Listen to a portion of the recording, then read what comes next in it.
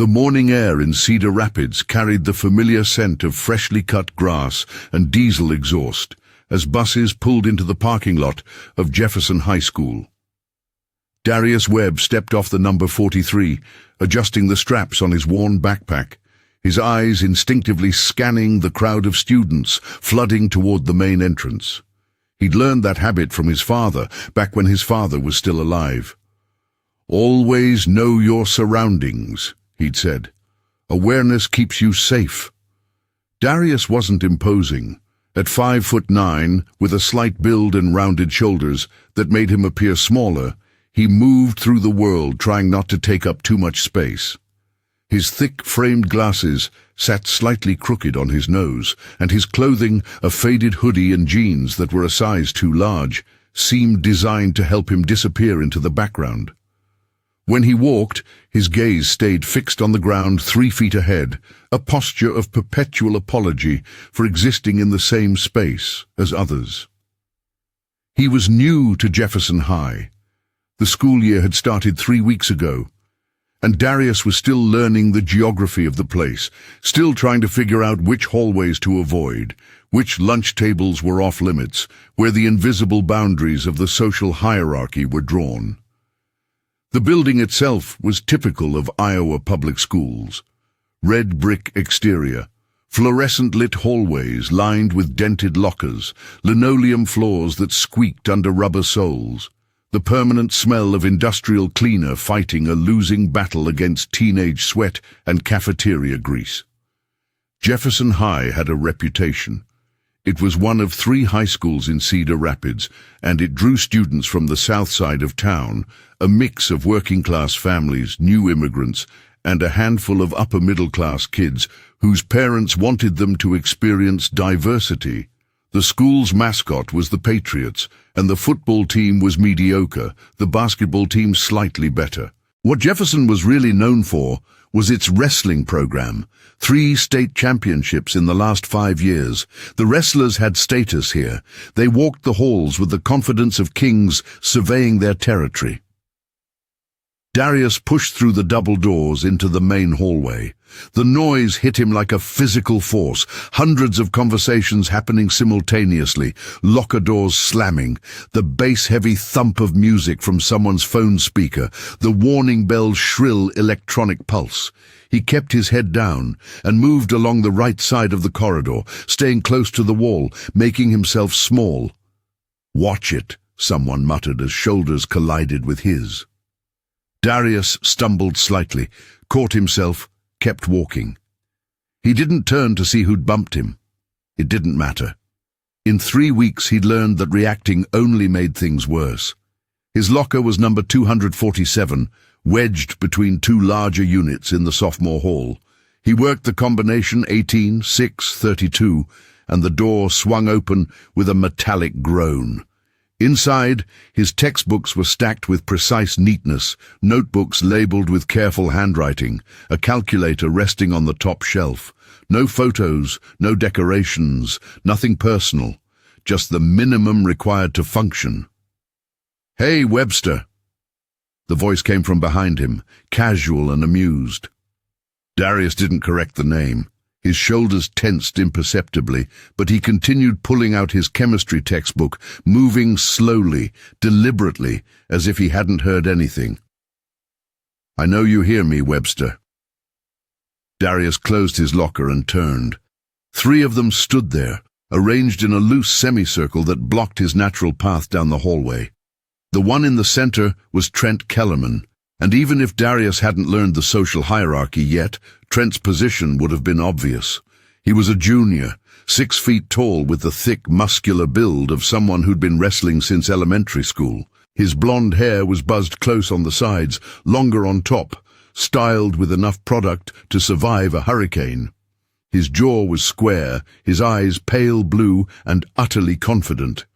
He wore his Letterman jacket even though the building was warm. The leather sleeves marked with patches and pins, denoting his achievements: district champion, team captain, academic honors.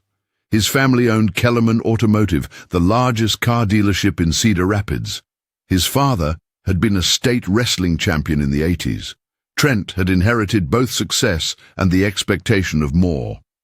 To Trent's left stood Marcus Chen, shorter but solid, with broad shoulders and the cauliflower ears that marked serious grapplers. He was Trent's training partner, had placed fourth at state the previous year. His expression was neutral, professionally indifferent, the look of someone who'd learned to take orders without question. On Trent's right was Brock Hastings, taller than both but leaner, with the wiry build of a long-distance runner. He was on the wrestling team too, but his real talent was being Trent's audience, laughing at the right moments, echoing the right sentiments, providing constant affirmation. His family wasn't wealthy. His father worked construction, but proximity to Trent elevated his status. "Sorry," Darius said quietly, his voice barely audible over the hallway noise. "Do you need something?" Trent's smile widened. "Just introducing myself. You're new, right? Thought someone should welcome you properly." His tone was friendly, but there was something underneath it, a current of mockery that his friends clearly recognized. Marcus's expression didn't change. Brock's smile grew wider. "I'm good," Darius said. "Thanks." He shifted his weight, calculating the angles. If he moved left, he'd have to squeeze between Trent and Marcus. Right would put him closer to Brock and the wall. Straight ahead meant going through Trent, which wasn't an option. "You play any sports, Webster?" Trent asked, though his eyes had already assessed Darius's frame and reached a conclusion. "No, that's too bad. Sports build character, discipline, respect." Trent stepped slightly closer, not threatening exactly, just claiming more space. "Where you from anyway? You transfer from Washington or Roosevelt?" "I'm from Minnesota," Darius said. "We moved here this summer." "Minnesota." Trent repeated the word like he was testing its flavor. "That's hockey country, right?" "But you don't look like a hockey player." He glanced at his friends, then back to Darius. "You look more like... What would you say, Brock?" "Chess club," Brock offered. "Chess club," Trent agreed, nodding. "Or maybe debate team. One of those indoor activities." His hand moved, casual and quick, and knocked the chemistry textbook from Darius's grip. It hit the floor with a slap that seemed abnormally loud. "Oops. Butterfingers." Darius stood still for a moment, his eyes on the book at his feet. Something cold and familiar settled in his chest, a feeling he knew too well. The calculation of whether responding would make things better or worse, the weight of choosing between dignity and safety. He crouched slowly and picked up the textbook. A few pages had bent in the fall. He smoothed them carefully. "You should be more careful," Trent said, his voice still friendly, still amused. "Wouldn't want you dropping something important." The warning bell rang. Students began moving with more urgency toward their first period classes. The crowd provided cover, and Darius used it, stepping left and slipping past Marcus before anyone could react. He walked quickly but didn't run, his footsteps measured, controlled. Behind him, he heard Brock laugh, heard Trent say something he couldn't quite make out, heard more laughter. He didn't look back. First period was chemistry with Mrs. Patterson, a woman in her 50s, who taught with the exhausted dedication of someone who'd been doing it for 3 decades and had maybe a decade left. The classroom was on the second floor in the science wing, with tall windows that looked out over the athletic fields. Darius took a seat in the back corner, his preferred position in any classroom, maximum visibility of the room, minimal visibility of himself. The class filled with the usual morning chaos, students dropping into seats, finishing conversations from the hallway, checking phones one last time before Mrs. Patterson started writing the day's objectives on the whiteboard. Darius opened his notebook to a fresh page and dated it at the top, Monday, September 18th. His handwriting was small and precise, engineer's lettering, the kind his father had taught him. His father, Kenneth Webb, Marine Corps veteran, 2 tours in Iraq, 1 in Afghanistan. He'd come home with a purple heart, chronic pain, and a prescription for painkillers that eventually took everything else. The doctors had said it was an accidental overdose. Darius had found him on the bathroom floor of their apartment in Minneapolis, already cold, the orange pill bottle empty beside him. That had been 11 months ago. Darius had been 15. His mother had been dead since he was 7, cancer, quick and merciless. That left him with his Aunt Maria, his mother's younger sister, who'd moved from Cedar Rapids to Minneapolis to take custody. She'd stayed 6 months before deciding they should move back to Iowa, back to her house, her job, her life. Darius hadn't argued. There was nothing left for him in Minneapolis except memories and an empty apartment. "Darius?" Mrs. Patterson's voice cut through his thoughts. "Can you tell us the difference between a physical and chemical change?" He blinked, refocusing on the classroom. Every face had turned toward him. He could feel the weight of their stares, the assessment, the judgment forming. "A physical change alters the form, but not the chemical composition," he said, his voice steady despite his discomfort. "A chemical change results in new substances with different properties." Mrs. Patterson nodded, satisfied, and turned back to the board. The attention shifted away from him, and Darius exhaled slowly. His father had taught him more than awareness and handwriting. Kenneth Webb had been a boxer before joining the Marines, had fought Golden Gloves in California, had taught his son how to move, how to read opponents, how to control distance and angles. After the Marines, he'd added wrestling and Brazilian jiu-jitsu to his repertoire, training at an MMA gym in Minneapolis, teaching classes, competing in amateur tournaments. And he'd taught Darius everything: striking fundamentals, takedown defense, ground positions, submissions. By the time Darius was 13, he could roll with adult blue belts and hold his own. At 14, he'd won a regional grappling tournament in his weight class. At 15, his father had died, and Darius had stopped training entirely. Not because he didn't love it, not because he'd lost the skill, but because his father had made him promise something in the hospital during what neither of them knew would be their last real conversation.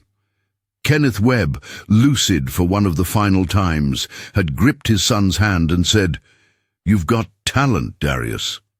Real talent. But talent makes you a target. People see what you can do and they want to test it. They want to beat it. I need you to promise me something." His voice had been weak but urgent. "Don't use it unless you have no choice. Don't let people know what you can do. Just be a regular kid. Stay out of trouble. Can you promise me that?" Darius had promised. And he'd kept that promise even after his father was gone, even after moving to Cedar Rapids, even after starting at Jefferson High, where he knew nobody and nobody knew him. He'd kept it through 3 weeks of subtle provocations, of sizing up looks from the wrestlers, of casual shoulder checks in the hallway. He'd kept it this morning when Trent Kellerman knocked his book to the floor. Because a promise to a dead father felt sacred. Because his Aunt Maria was trying so hard to give him stability. Because fighting only brought more attention, more problems, more danger of someone seeing what he really was underneath the baggy clothes and slouched posture. Second period was algebra, third was American history, fourth was English literature, where they were reading Of Mice and Men and discussing Steinbeck's use of foreshadowing. The morning passed in the familiar rhythm of academic monotony, lectures, notes, worksheets, the countdown to lunch. Darius moved through it all like a ghost, present but unnoticed, participating only when directly called upon, otherwise invisible. Lunch was the most dangerous time of day. The cafeteria was a massive space that served all 4 grades at once, over 600 students packed into a room designed for maybe 400, the noise level approaching painful. There were no assigned seats, which meant the social hierarchy was on full display. Athletes at the center tables by the windows, popular non-athletes surrounding them, various subgroups and cliques arranged in careful orbits, and the social outcasts relegated to the fringes near the trash bins and emergency exits. Darius bought his lunch, chicken sandwich, apple, chocolate milk, and scanned the room for empty spaces. There was a table near the far wall where a couple of younger students sat with empty seats between them. He headed that direction, moving along the periphery, trying not to draw attention. "Yo, Webster!" He kept walking. Pretending not to hear was a valid strategy. "Hey!" Louder this time, definitely aimed at him. "Webster, over here!" Darius stopped and turned. Trent Kellerman was standing at a center table surrounded by his friends, waving with exaggerated enthusiasm like they were old buddies. The entire wrestling team seemed to be there. A dozen guys, all with similar builds, similar confidence, similar expressions of casual amusement. Brock Hastings was grinning. Marcus Chen was eating a protein bar, watching with professional detachment. Trent gestured at an empty seat at their table. "Come sit with us, man. Don't be antisocial." Several things were immediately clear to Darius. First, this was a performance for the audience. Second, accepting the invitation would be humiliating. Third, declining it would also be humiliating. The trap was already sprung. The only question was which form of pain to choose. He walked over, his lunch tray held carefully in both hands. Conversations at nearby tables had quieted. People were watching. Phones were probably already out, ready to record whatever happened next. "There he is," Trent said as Darius approached. "Have a seat, Webster. We were just talking about you." Darius remained standing. "It's Webb, not Webster."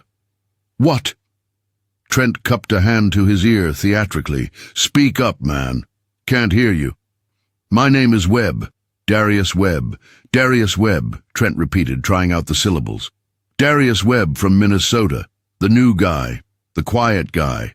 The guy who doesn't play sports or talk much or really do anything except walk around looking scared." He smiled, but it didn't reach his eyes. "Why do you look so scared all the time, Darius Webb?" "I don't," Darius said evenly. "Can I go now?" "Go?" Trent looked around at his friends with exaggerated confusion. "Did I say you could go?"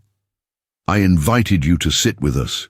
It's rude to turn down an invitation, isn't that rude?" He directed the question to the table. "Pretty rude," Brock confirmed. "Very disrespectful," someone else added.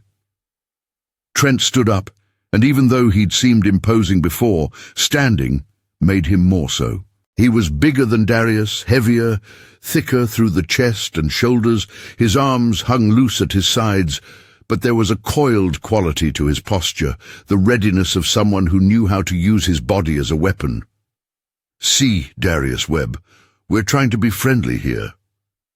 Trying to include you, but you're making it difficult. You're being weird about it." He stepped closer, inside Darius's personal space. "Are you weird, Webb? Are you some kind of weird kid?" Darius could smell his cologne, something expensive and over-applied. He could see the individual pores on Trent's nose, the tiny scar above his left eyebrow, the absolute confidence in his eyes that came from never having faced real consequences.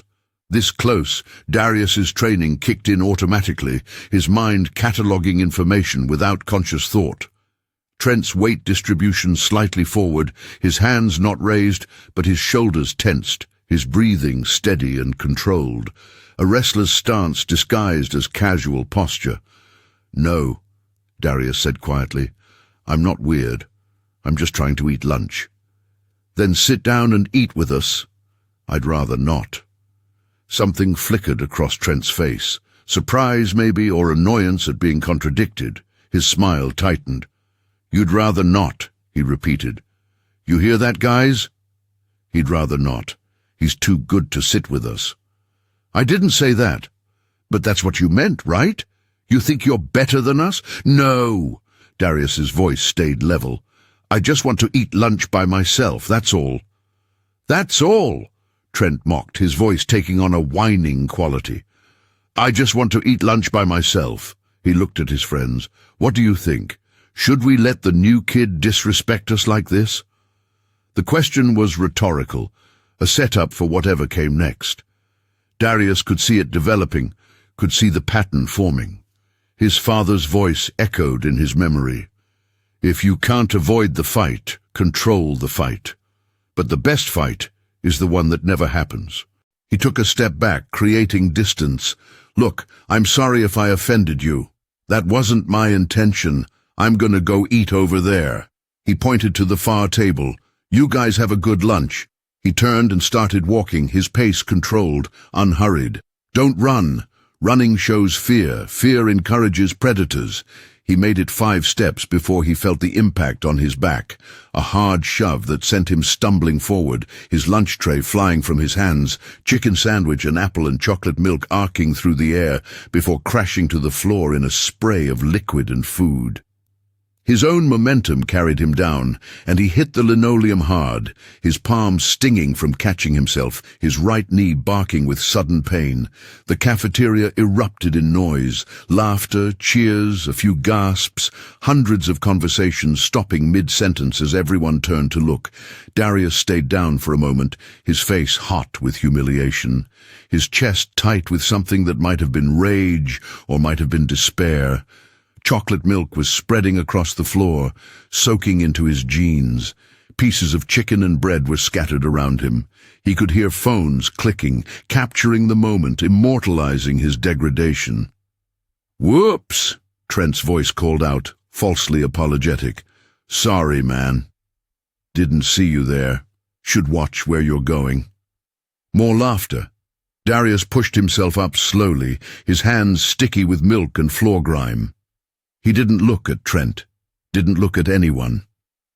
He walked to the trash bins, ignoring the food on the floor, ignoring the stares, ignoring the way conversations resumed with him as the new subject. He threw away his empty tray, kept walking, pushed through the cafeteria doors into the hallway beyond. The bathroom was empty. He locked himself in a stall and sat on the closed toilet lid, his breath coming in short, controlled bursts. His hands were shaking, not from fear. He'd dealt with fear before, had faced it in competition, in sparring, in moments when one wrong move meant getting choked unconscious or having an arm hyperextended. This was different. This was the rage that came from being powerless, from having to swallow humiliation and pretend it didn't matter, from keeping promises to dead fathers who didn't have to watch their sons get pushed around. He counted to 10, then 20, then 30, focusing on his breathing, pulling himself back together. When his hands stopped shaking, he left the stall and washed them in the sink, scrubbing away the milk and dirt.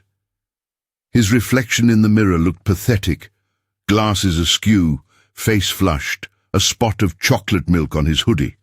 He straightened his glasses and left the bathroom, heading to his 5th period class early, preferring to sit alone in an empty classroom than return to the cafeteria.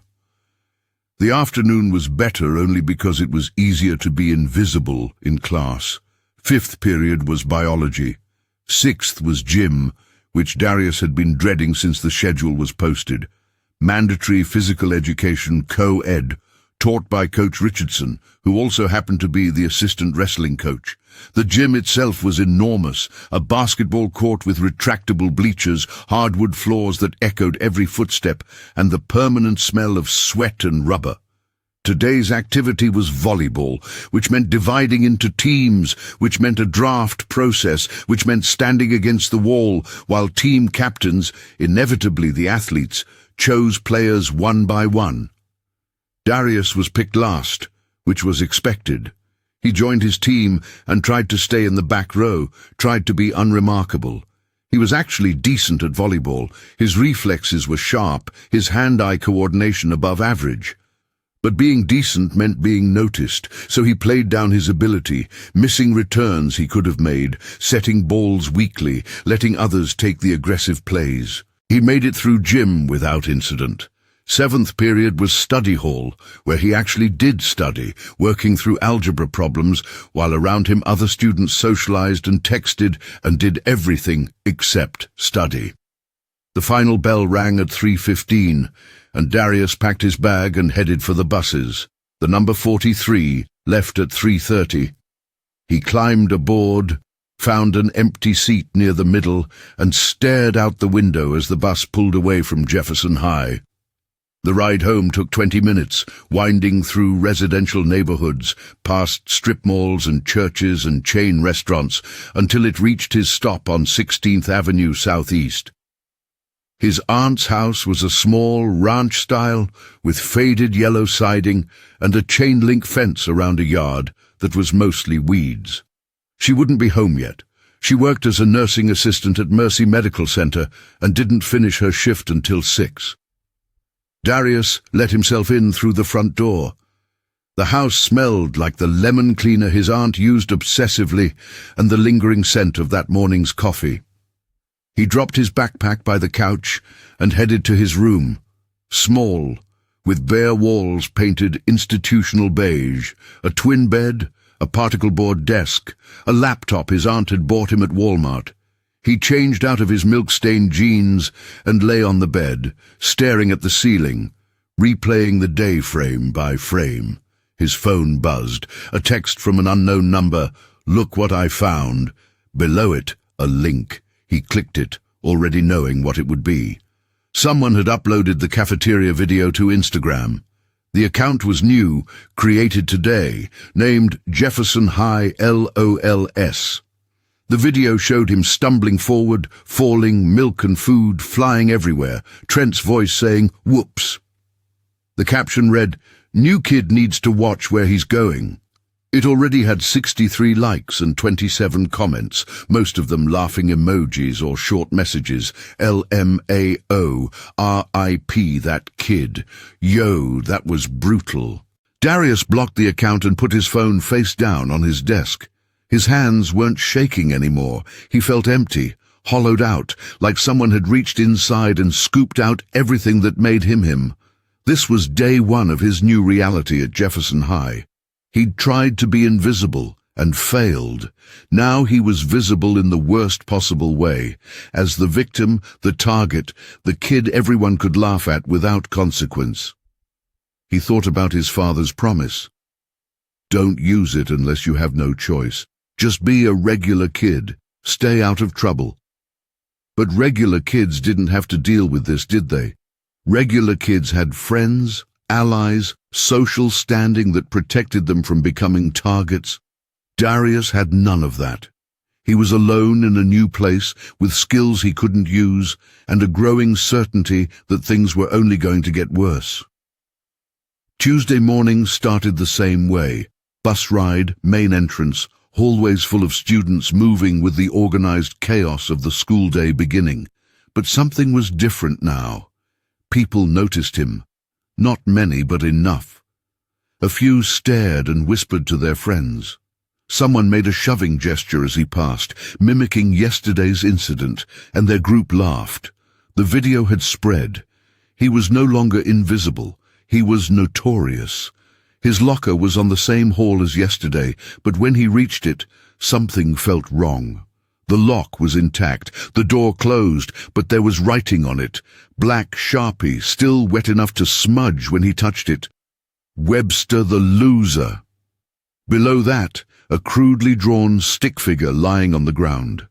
Darius stared at it for a moment, then opened his locker and pulled out the supplies he needed for first period. He'd deal with it later. Or maybe he wouldn't. Maybe leaving it was easier than making a big deal about it, than involving administrators who'd ask questions and make him feel even more pathetic. "Nice artwork," a voice said behind him. "Not Trent this time," Brock Hastings, leaning against the locker bank with his phone out, taking a picture. "Very expressive. Really captures your essence." Darius closed his locker and walked away without responding. Behind him, Brock laughed. First period, second period, third period. Classes blurred together. He saw Trent once in the hallway between second and third, and their eyes met briefly before Darius looked away first. Trent smiled, the expression of someone who'd already won without having to try very hard. Lunch was a problem. Darius considered skipping it entirely, hiding in the library or wandering the halls until fifth period, but his aunt had been clear. Eat properly. Take care of yourself. Don't give me reasons to worry. So he bought lunch, pizza today, chips, water, and found a table at the very edge of the cafeteria near the emergency exit, where a couple of freshmen were sitting and looking at their phones.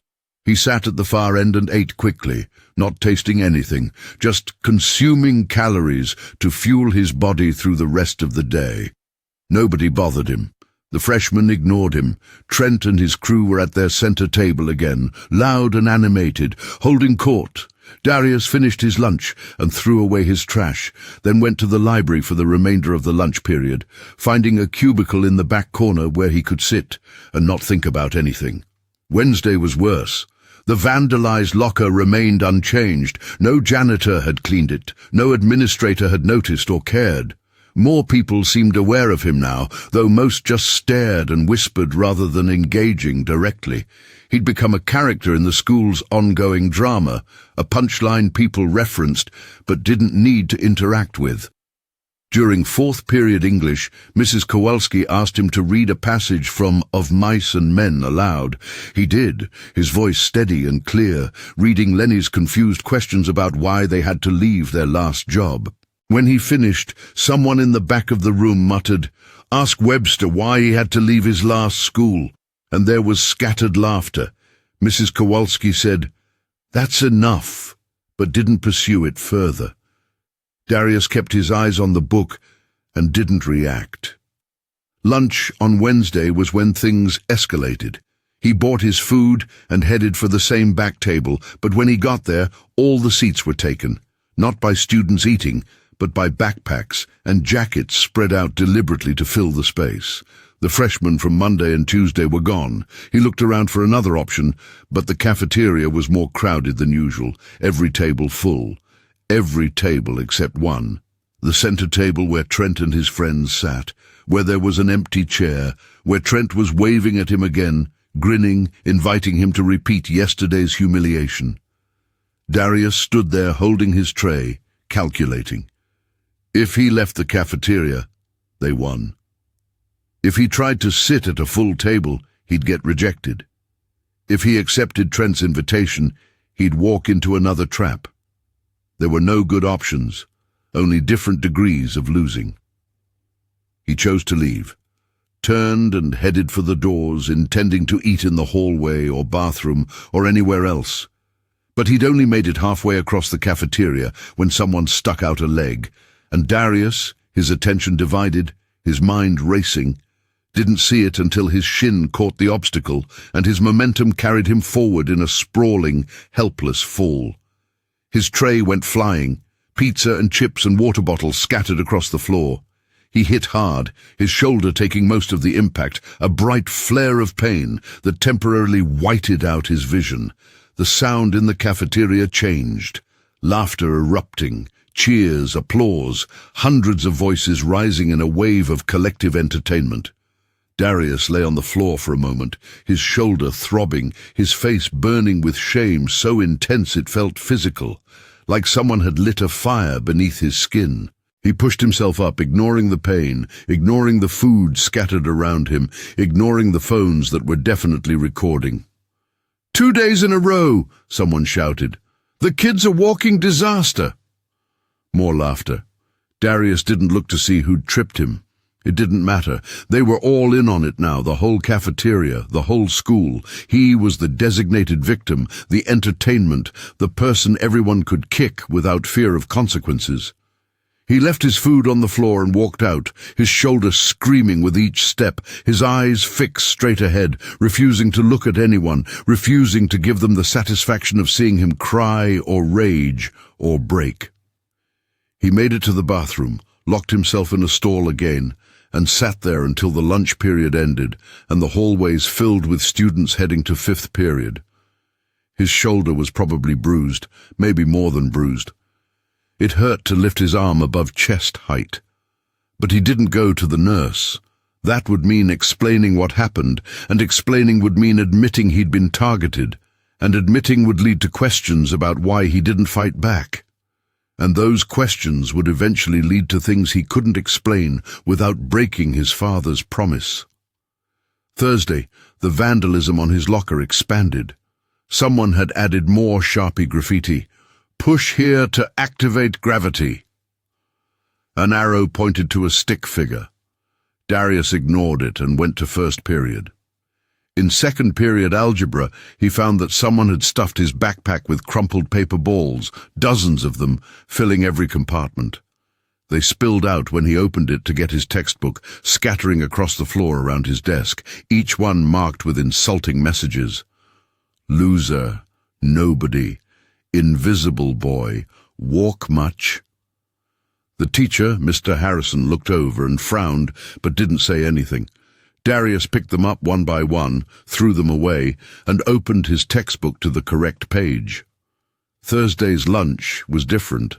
He bought his food and headed directly for the library, skipping the cafeteria entirely, but Mrs. Chen, the librarian, stopped him at the entrance. "No food in the library," she said, pointing to the sign on the wall. "You know the rules, sweetheart." "I won't make a mess," Darius said. "I just need somewhere quiet. Take it to the cafeteria like everyone else." He stood there, holding his tray, feeling the walls of his very small world closing in further. He ended up eating in a bathroom stall, setting the tray on his lap, mechanically consuming food that tasted like cardboard and defeat. When he was done, he threw everything away and spent the rest of lunch sitting in an empty hallway near the auditorium, where hardly anyone ever went during the day. Friday morning arrived with the numb inevitability of a train heading toward a cliff. Darius got on the bus, rode to school, walked through the entrance. His locker now sported several new additions, tape outlining a body chalk style, more Sharpie messages, a printed meme showing someone falling with the caption, "Me leaving Cedar Rapids." He tore down what he could and left the rest. The day crawled forward. Morning classes were uneventful. Nobody bothered him directly, though the whispers and stares continued, the constant low-level harassment of being marked as prey. He'd gone from invisible to hypervisible in less than a week, and he couldn't decide which was worse. At lunch, he bought his food and headed for the bathroom again, having accepted this as his new routine. But when he entered the men's room on the second floor, he found 3 members of the wrestling team already there. Not Trent, but Marcus Chen, Brock Hastings, and another guy Darius didn't know. Tall and lean with dark hair and an expression of casual cruelty. They were blocking the sinks, clearly waiting. Brock grinned when Darius entered. "Well, look who it is," the cafeteria floor inspector. "How's it going, Webb?" Darius stopped just inside the door, his lunch tray in his hands. The layout was simple: 3 stalls to the left, 2 urinals and 2 sinks to the right, 1 entrance and no other exits. His mind catalogued it automatically. Limited space, 3 opponents, no escape route, multiple witnesses if this turned into something official. "I'm just here to eat lunch," he said quietly. "I'm not looking for trouble." "Nobody's giving you trouble," Marcus said, his voice flat. "We're just talking. Then I'll come back later." Darius turned toward the door. "Hold up." Brock moved to block the exit, not touching him, but close enough to make the threat clear. "We're not done talking." The third guy stepped forward. "Trent wanted us to deliver a message. He thinks you're being disrespectful, ignoring him in the halls, not sitting with us at lunch, acting like you're too good for Jefferson High." "I'm not trying to be disrespectful," Darius said. His heart rate had elevated, his breathing deepening automatically, his body preparing for what his mind kept trying to avoid. "I just want to be left alone." "That's the problem," Brock said. "You can't just be left alone. That's not how this works. You're here now at our school, and you need to understand how things work. There's a hierarchy. There are rules. And the main rule is, when someone like Trent talks to you, You respond with respect. You don't ignore him. You don't walk away. You definitely don't make him look bad in front of people. I haven't made anyone look bad. You existing makes people look bad, the third guy said. The way you walk around here all scared and pathetic, the way you won't even stand up for yourself. It's embarrassing. It makes the whole school look weak. This logic, twisted and self-serving as it was, had a certain internal consistency. In a culture built on strength and dominance, weakness was threatening. Darius's refusal to fight back, to play the game, somehow reflected poorly on those doing the dominating. His victimhood made their cruelty visible, and visibility brought guilt, and guilt had to be redirected into more cruelty to justify the original act. It was a cycle that fed on itself, escalating until something broke. "Okay," Darius said slowly. "I understand. Can I go now?" "Say you're sorry," Brock said. "For what?" "For being disrespectful to Trent. For making him look bad. For being a little bitch who can't take a joke." Darius looked at him for a long moment. Part of him, a large part, wanted to set down his tray, close the distance, and demonstrate exactly how much of a little bitch he wasn't. He could visualize the sequence, deflect Brock's inevitable punch, step offline, counter with a cross to the jaw, transition to the nearest opponent while Brock was still processing what happened. His father's training rose in his muscle memory like a tide, familiar and powerful and eager to be used after months of suppression. But he'd made a promise. Don't use it unless you have no choice. And this, humiliating as it was, wasn't a no-choice situation. They were blocking his exit but hadn't actually attacked him. Words and posturing weren't the same as violence. He could still de-escalate. "I'm sorry," he said, keeping his voice even. "I didn't mean any disrespect." Brock smiled, louder, like you mean it. "I'm sorry," Darius repeated louder this time. "For what?" "For being disrespectful to Trent. And for making him look bad. And for," Darius swallowed the rage that was building in his throat like acid, "and for being a little bitch who can't take a joke." The three of them laughed. Brock clapped slowly, mockingly. "There you go. Was that so hard?" He stepped aside from the door. "You can go now. Enjoy your lunch." Darius walked past them, his grip on the lunch tray so tight his knuckles were white. He could feel their eyes on his back, feel their satisfaction at his submission, feel the weight of his father's promise, like chains. He made it into the hallway before his hands started shaking again, before the adrenaline dump hit him, and his vision narrowed and his breath came in short, sharp bursts. He found an empty classroom, sat at a desk in the back, and waited for his body to calm down. He didn't eat lunch. Couldn't. His stomach had closed up, rejecting the idea of food, of normalcy, of pretending everything was fine. He threw away his tray and spent the rest of the period sitting in the classroom, staring at nothing, trying to figure out how he'd ended up here, how a promise meant to protect him had left him so utterly defenseless. The final bell Friday afternoon rang like a reprieve. Darius collected his things, ignored the freshly vandalized locker, and headed for bus 43. The weekend stretched ahead of him, 2 days away from Jefferson High, 2 days of relative safety. He'd take it. But as he boarded the bus and found his seat, he couldn't shake the feeling that something had shifted this week. The pattern was established now, the roles assigned. Trent and his friends knew they could push him without consequence. The school administration either didn't notice or didn't care.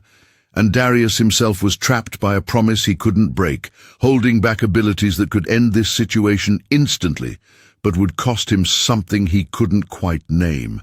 His father's final wishes, his own sense of who he was supposed to be, the fantasy that he could be normal if he just tried hard enough. The bus pulled away from the school. Darius watched it disappear in the side mirror. The red brick building with its institutional architecture and its brutal social dynamics, and felt a heaviness settle over him that had nothing to do with physical exhaustion. This was only week 1. He had the rest of the school year ahead of him, months and months of this, an endless succession of humiliations and provocations, and moments where he'd have to choose between his promise and his dignity. He closed his eyes and leaned his head against the window. The vibration of the engine hummed through his skull. Somewhere in his memory, his father's voice spoke, "The best fight is the one that never happens." But Darius was beginning to wonder if maybe his father had been wrong. Maybe some fights were inevitable, maybe avoiding them only made things worse. Maybe there were situations where the only way out was through, but not yet. He'd made a promise, and promises to dead fathers weren't broken lightly, weren't abandoned after just 1 week of high school bullying. He'd endure this. He'd find a way through that didn't involve fighting. He had to believe that was possible, even as the evidence suggested otherwise. The bus dropped him at his stop. He walked home, let himself inside, went to his room. His phone buzzed with notifications, new posts on the Jefferson High LOL's account, new videos, new comments, his humiliation curated and distributed for maximum entertainment. He put the phone in a drawer and didn't look at it again. His aunt came home at 6:30. They ate dinner together. Spaghetti she'd made the night before, reheated in the microwave. She asked him about school. He said it was fine, classes were good, he was adjusting. She seemed satisfied with that. After dinner, he did his homework, took a shower, lay in bed staring at the ceiling until sleep finally came. Saturday morning, he woke to sunlight filtering through his curtains and the distant sound of traffic on 16th Avenue. For a moment, before full consciousness returned, he felt normal. Then he remembered what had happened. Remembered Monday through Friday, remembered that he'd be going back to that building and those people in just 2 days. He spent Saturday helping his aunt with chores, mowing the lawn, cleaning the gutters, grocery shopping at the Hy-Vee on First Avenue. Normal activities, normal life. The kind of regular kid existence his father had wanted for him. But it all felt hollow now, performative, like he was acting out a role in a play where everyone else had memorized different lines. Sunday was quieter. His aunt worked a half shift at the hospital. Darius stayed home, supposedly working on homework but mostly staring at his laptop screen without seeing anything. He thought about Minnesota, about the gym where he used to train, about his father teaching him how to shoot a double-leg takedown, how to pass guard, how to slip punches and counter with body shots. He thought about the regional grappling tournament he'd won, the moment when his opponent tapped out to a rear-naked choke and Darius's father had been standing ringside, grinning with pride. That felt like a different life, a different person. The Darius who'd competed and won didn't exist anymore. This version of Darius didn't even own a GI. He'd left all his training gear in Minneapolis, either thrown away or donated, or simply abandoned in the empty apartment. Starting fresh meant leaving everything behind, including the parts of himself that might have been strong. Except the parts didn't disappear just because you didn't use them. The knowledge was still there, embedded in muscle memory, waiting. His father's voice was still there, offering guidance. Stay calm. Control the situation. Don't let anger make you sloppy. The techniques were still there, thousands of repetitions creating pathways in his brain that wouldn't fade in 11 months or 11 years. What would his father say about this situation? Would he be proud that Darius was keeping his promise, refusing to fight? Or would he be disappointed that his son was letting himself be humiliated, degraded, broken down piece by piece? Was there honor in passivity, or was it just another word for cowardice? Darius didn't have answers. He lay on his bed Sunday evening, knowing that Monday morning would arrive regardless of whether he was ready, knowing that week 2 would be worse than week 1, because that's how these patterns worked. Escalation, testing boundaries, pushing further each time to see what they could get away with. He set his alarm for 6 a.m. and eventually fell asleep, his dreams filled with fragments of memory. His father teaching him to move, opponents circling him on the mat, the feeling of executing a technique perfectly, the strange peace that came from knowing exactly what your body could do and trusting it completely. When he woke Monday morning, nothing had changed except the date. Same room, same house, same bus to the same school. He dressed, ate breakfast, shouldered his backpack, and walked to the corner of 16th and B Avenue, where the bus would pick him up. The weather had turned cooler, autumn beginning its slow transformation of Iowa. Leaves starting to show hints of color, the air carrying a crispness that hadn't been there 2 weeks ago. Bus 43 arrived at 7:45. Darius climbed aboard and found his seat. The ride to Jefferson High took 20 minutes.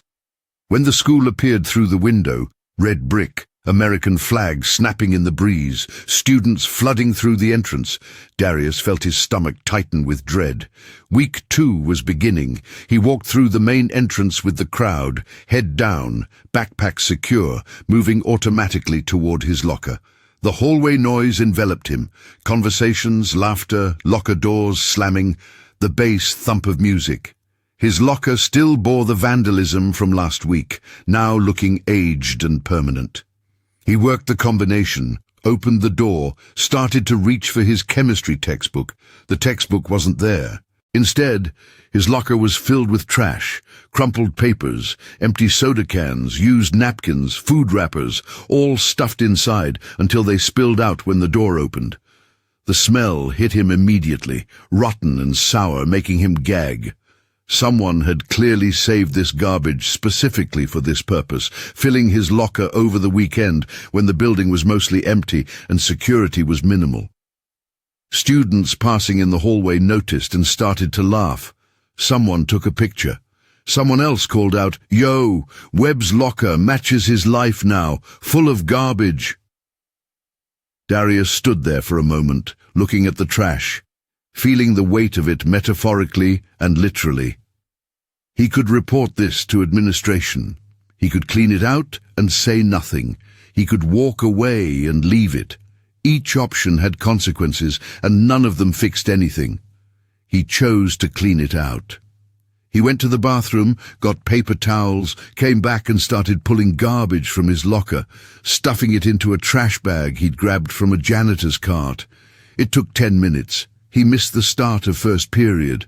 When he arrived late to chemistry, Mrs. Patterson gave him a questioning look, but didn't comment on his red face or the lingering smell of rot that clung to his hands, despite washing them 3 times. Monday proceeded like the first week compressed into a single day.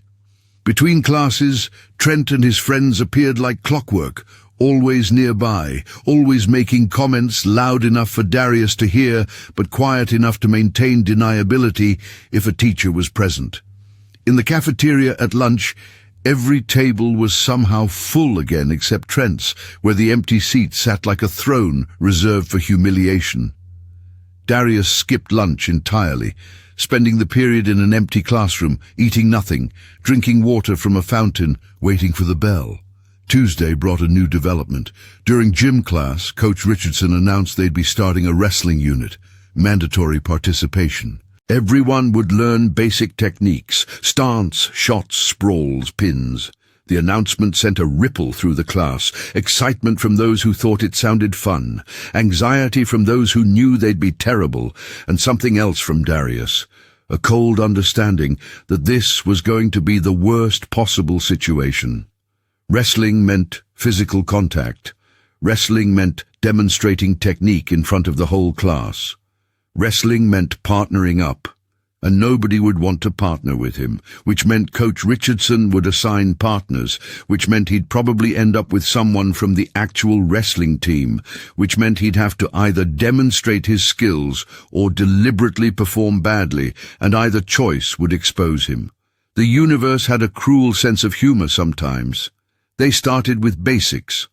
Coach Richardson had everyone get into wrestler's stance. Feet, shoulder width, knees bent, weight forward, hands up.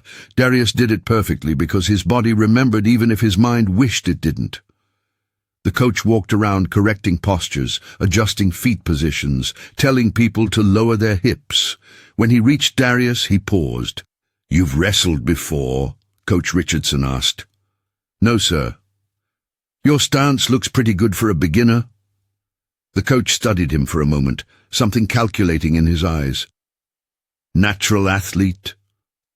"Just doing what you showed us," Darius said, deliberately slouching his shoulders a bit, making himself look less competent. Coach Richardson moved on. They spent the rest of the period learning how to shoot a takedown, level change, step, drive through the hips. Darius did it sloppily, making his movements awkward and off balance, ignoring everything his father had taught him about explosive power and proper angle. He made himself look clumsy, uncoordinated, like someone who'd never done any physical training in his life. "Better," Coach Richardson said, though his tone suggested he didn't believe it. "Keep practicing." When it came time to partner up for drilling, Darius found himself standing alone as expected. Everyone else had paired off quickly, students gravitating toward friends, or at least people they knew. Coach Richardson scanned the gym and pointed at Marcus Chen, who'd been demonstrating techniques at the front of the class. "Marcus, you're with Webb. Show him how it's done properly." Marcus walked over, his expression unreadable. Up close, his cauliflower ears were more prominent, the telltale sign of years on the mat. He was shorter than Darius, but built like a fire hydrant, compact and powerful, all functional muscle with no wasted bulk. His movements had the fluid economy of someone who'd drilled techniques thousands of times. "You ever done this before?" Marcus asked, echoing the coach's question. "No," Darius lied. "Okay, I'll go slow." Marcus demonstrated the takedown in stages: level change, penetration step, hip drive, finish. His technique was clean, textbook perfect. "Your turn, shoot on me." Darius set up poorly on purpose, telegraphing his movement, driving with no power. Marcus sprawled easily, pushing Darius's head down and sprawling his hips back, defending the takedown. But something in Marcus's eyes had changed, a flicker of confusion, like he'd expected more resistance or maybe less, like something about the exchange hadn't felt right. They drilled for 15 minutes, switching between offense and defense. Darius continued his performance of incompetence, missing the basics, failing to secure positions, getting controlled easily. But he could feel Marcus's attention sharpening, could sense the wrestler's instincts picking up on small details, the way Darius's balance was actually better than it should be, the way his defensive posture was subtly correct even when his execution was deliberately flawed, the way he seemed to know where Marcus was going before Marcus moved. When the bell rang, ending gym, Marcus studied Darius for a long moment before walking away without comment. But Darius felt exposed anyway, like a crack had formed in his disguise, and someone had noticed. Wednesday brought the next escalation. During third period American history, Mr. Donovan stepped out to make copies, leaving the class unsupervised. Within 30 seconds, Brock Hastings had moved from his seat to stand in front of Darius's desk. "Hey, Webb," Brock said, loud enough for the surrounding students to hear. "I've been wondering something. Are you always this pathetic, or is this like a special performance just for us?" Darius kept his eyes on his textbook. "I'm just trying to do my work." "Just trying to do my work," Brock mimicked in a whining voice. "That's all you ever say." "Just trying to eat lunch. Just trying to be left alone. Don't you have any other lines?" He picked up Darius's textbook and held it out of reach. "Maybe we should help you develop some new material." "Give it back," Darius said quietly. "Give it back," Brock repeated, still mocking. "Say please." Several students were watching now, some looking uncomfortable, others entertained. Nobody intervened. Nobody ever intervened. "Please give it back," Darius said. Not convinced you mean it?" Brock opened the textbook and tore out a page, the sound of ripping paper loud in the classroom. "Oops, looks like you need a new book." He tore out another page, then another. Darius sat completely still, his hands flat on the desk, his jaw clenched so tight his teeth hurt. Inside him, something was breaking. Not his resolve, not yet, but his belief that this would ever stop on its own. These people would keep escalating because there were no consequences. They'd keep pushing because he kept accepting it. And his promise to his father, sacred as it was beginning to feel less like protection and more like a prison. Brock tore out 5 pages before Mr. Donovan returned. He immediately dropped the book on Darius's desk and walked back to his seat, all evidence of wrongdoing gone except for the torn pages scattered on the floor. Mr. Donovan looked at the mess, looked at Darius, sighed. "Clean that up before you leave," he said, and resumed his lecture about the Civil War. Thursday, Darius's locker was vandalized again, this time with something that looked like ketchup, or maybe actual blood spelling out, "No one cares." Friday, someone tripped him in the hallway between classes, and when he caught himself against the wall, the same person shoved him hard enough to send him sprawling. His glasses flew off, skittering across the linoleum. By the time he retrieved them, the hallway was nearly empty, everyone rushing to make it to class before the bell, and he had no idea who'd pushed him. The weekend came as a temporary respite, but Darius spent both days feeling hollow and exhausted. His aunt noticed his quiet mood at dinner Saturday and asked if everything was okay. He told her school was fine, just adjusting to the workload. She accepted this, or at least pretended to, and didn't push further. Sunday evening, lying in bed, Darius made a decision. He'd talk to someone. A counselor, maybe, or a teacher he trusted. This couldn't continue. His father's promise was important, but surely his father wouldn't have wanted him to endure this level of torment. There had to be a middle path, reporting the behavior without having to fight, getting adult intervention without having to reveal his own capabilities. Monday morning of week 3, he went to the guidance office before first period and asked to speak with a counselor. He was directed to Mrs. Martinez, a woman in her 40s with kind eyes and an office that smelled like lavender air freshener. She invited him to sit, asked how she could help. Darius explained, carefully, trying not to sound melodramatic, that he was being harassed by some older students. He didn't name anyone specifically, didn't describe the worst incidents, just gave her a general overview. Verbal harassment, social isolation, minor physical contact like bumps and shoves. He mentioned the vandalized locker, the destroyed textbook, the cafeteria incidents. Mrs. Martinez listened, taking notes, nodding sympathetically. When he finished, she asked, "Have you told any teachers about this?" "Some of them have seen it happen," Darius said. "They haven't really done anything." "And do you know who these students are? Can you give me names?" This was the trap. If he named Trent Kellerman, son of the biggest car dealer in town, star wrestler, student with impeccable grades and a spotless official record, it would be his word against Trent's. And whose word would administrators believe? The new kid with no social standing, or the athlete who brought prestige to the school? "I'd rather not say right now," Darius said. "I just wanted to report it." Mrs. Martinez's expression shifted slightly, sympathy mixing with something else. Frustration, maybe, or resignation. "Darius, I understand this is difficult, but if you can't tell me who's involved, it's very hard for us to address the situation. We can't investigate vague claims." "It's not vague. I'm telling you what's happening. I believe that you're experiencing some social difficulties," she said carefully, "but high school can be challenging for everyone, especially when you're new. Sometimes what feels like harassment is just the normal process of finding your place in the social structure.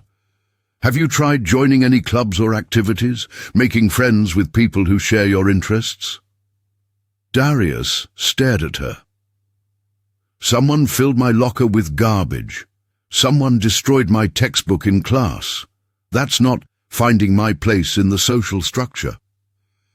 "If those things happen, they're absolutely not acceptable," Mrs. Martinez said. "But without witnesses or specific individuals to question, there's not much we can do.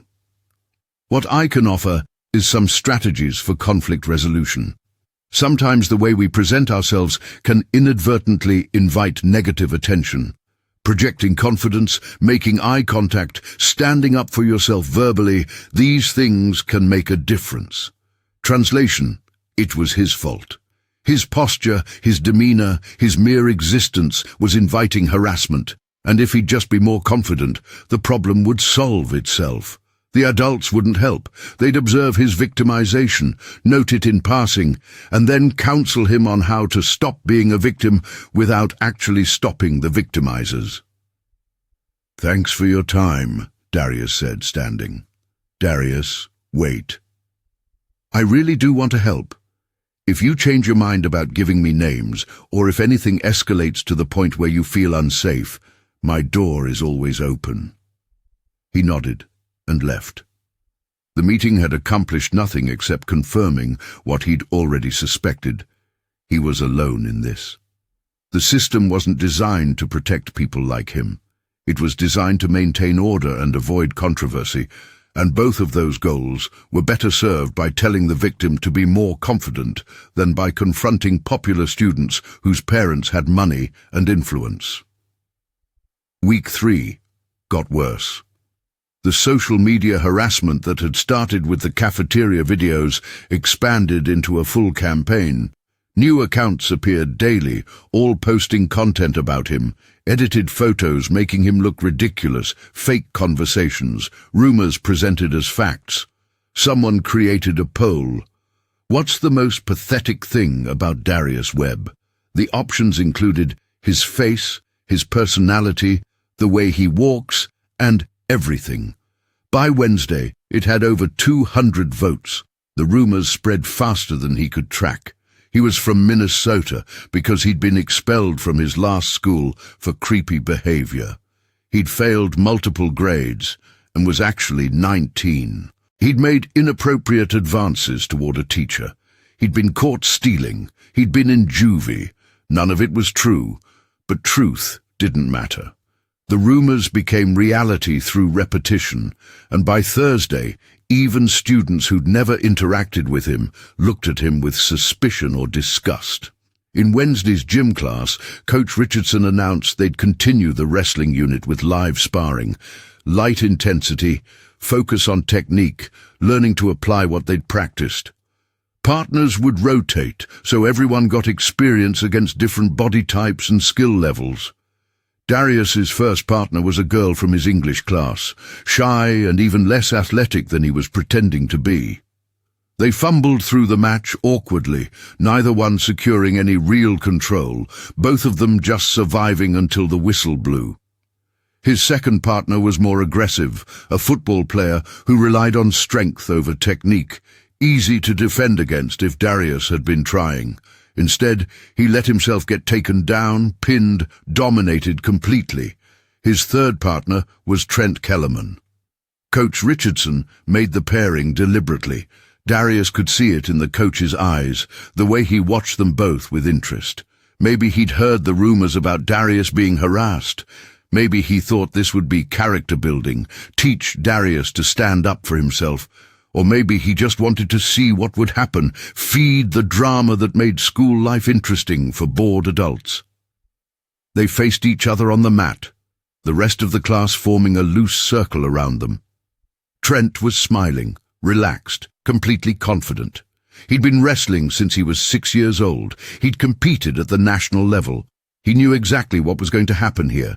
He'd dominate Darius easily, add another humiliation to the growing list, cement his status as the alpha while reinforcing Darius's position at the bottom. "Ready, Webb?" Trent asked, loud enough for everyone to hear. "Try not to cry." Laughter rippled through the watching students. Coach Richardson blew his whistle. Trent shot immediately, a clean penetration step, perfect technique, going for Darius's legs. And Darius, acting on instinct, his body responding before his mind could stop it, sprawled perfectly, his hips shooting back, his weight driving down on Trent's shoulders, his hands controlling Trent's wrists. The defensive movement was so automatic, so technically sound, that Trent's shot was completely stuffed. For a fraction of a second, both of them froze. Trent's face registered surprise, confusion, a flicker of something that might have been respect or might have been anger.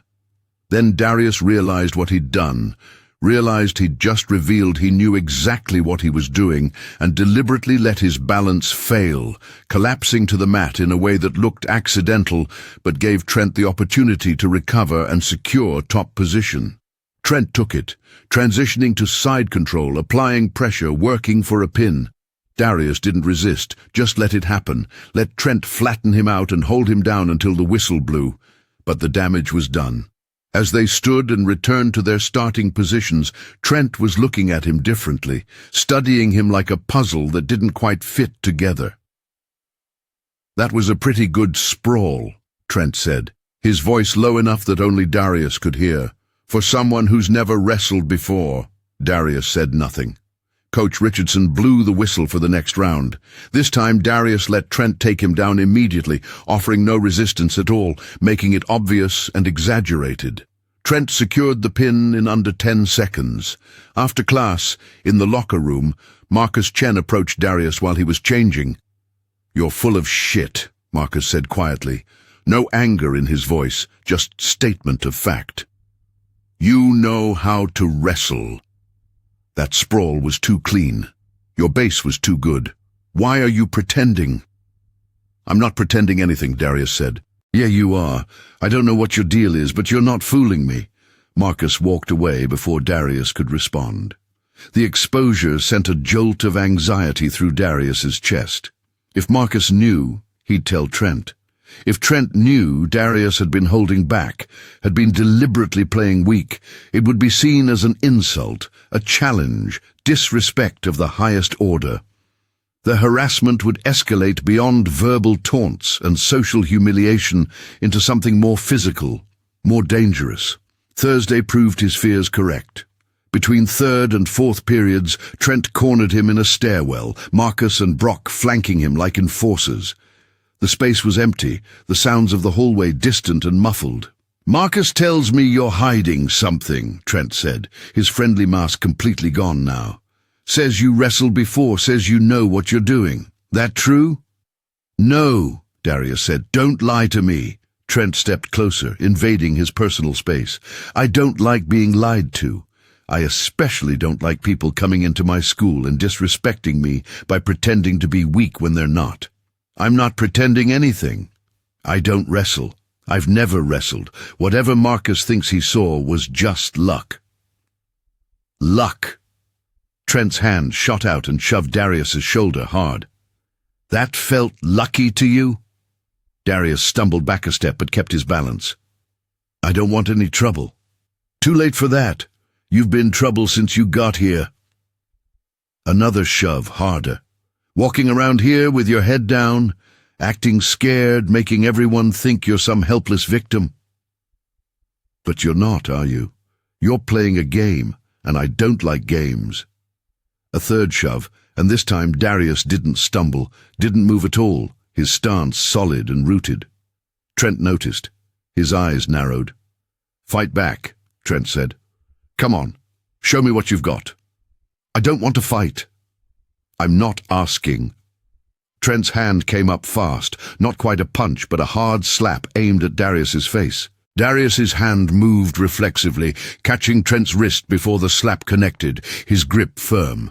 For a moment they stood frozen, Trent's wrist captured in Darius's hand, both of them staring at each other. Then Darius realized what he'd done, revealed lightning-fast reflexes, revealed grip strength, revealed defensive awareness that went far beyond anything a normal non-fighter would possess. He released Trent's wrist and stepped back, his hands raised palms forward in surrender. "I don't want to fight," he repeated. Trent's expression had shifted into something darker, more dangerous. The confirmation that Darius had been hiding something, combined with Darius's continued refusal to actually engage, created a toxic mixture of anger and wounded pride. "You just grabbed my wrist," Trent said slowly. "Nobody grabs my wrist. Nobody catches my hand like that. It was reflex, I'm sorry." "You're sorry?" Trent laughed, but there was no humor in it. "You're going to be sorry. I promise you that." He turned to Marcus and Brock. "Spread the word. This kid's been playing us all. He's not scared, he's not weak, he's been faking it the whole time. And we're going to make him regret it." They left Darius standing in the stairwell, his heart hammering, his carefully constructed facade crumbling. He'd tried so hard to hide, to be invisible, to keep his promise. But his own body had betrayed him, reacting faster than thought, exposing the truth he'd been desperate to conceal. Friday was the worst day yet. The rumor that Darius had been faking his weakness spread through the school like wildfire, morphing and mutating with each retelling. By lunch, the story was that he'd been secretly training to ambush Trent, that he was planning some kind of revenge, that he was actually dangerous and psychotic. The narrative had flipped completely. Now, instead of being the pathetic victim, he was the deceptive threat, and that somehow justified even more extreme harassment. Someone spray-painted FAKE across his locker. Someone else threw a drink on him in the hallway, the cold liquid soaking his shirt and hair. In the cafeteria, when he tried to buy lunch, the student working the register refused to serve him, saying they'd run out of everything. It was a lie. There was clearly food available, but nobody challenged it. Darius left the cafeteria and went to the parking lot, intending to sit by himself until the period ended. But he'd barely made it outside when he found Trent and 6 members of the wrestling team waiting by the bike racks. Intentional. Planned. "There he is," Trent announced. "The faker. The liar. The kid who thinks he's too good to be honest with us." They formed a loose circle around Darius, not close enough to be obviously threatening, but near enough to box him in. Students passing through the parking lot noticed and started to watch. Some pulled out phones. "I've been thinking about you all day," Trent continued, "trying to figure out what your deal is. Why would someone hide the fact that they can fight? Why would someone come to a new school and pretend to be weak?" And I realized something. He stepped closer. "You're scared. Not of getting hurt. You're scared of getting caught. Maybe you did something at your last school. Maybe you hurt someone and now you're trying to lay low. Is that it, Webb? You have a violent history?" "No," Darius said. "That's not it. Then explain. Make me understand why you'd lie about something so stupid." How could he explain without sounding insane? Without revealing his father's death, the promise, the guilt and grief that drove every decision? He couldn't. There was no explanation these people would accept, no truth that would satisfy them. "I just want to be left alone," Darius said. "Well, you can't be." Trent's hand shot out again, but this time it was a genuine strike, a palm strike to Darius's chest, hard enough to sting, testing his reaction. "You're part of this school now. Part of our world, and in our world you don't get to lie and hide and play games." Another strike, same spot, harder. Darius absorbed it, didn't react. Around them the circle of wrestlers tightened.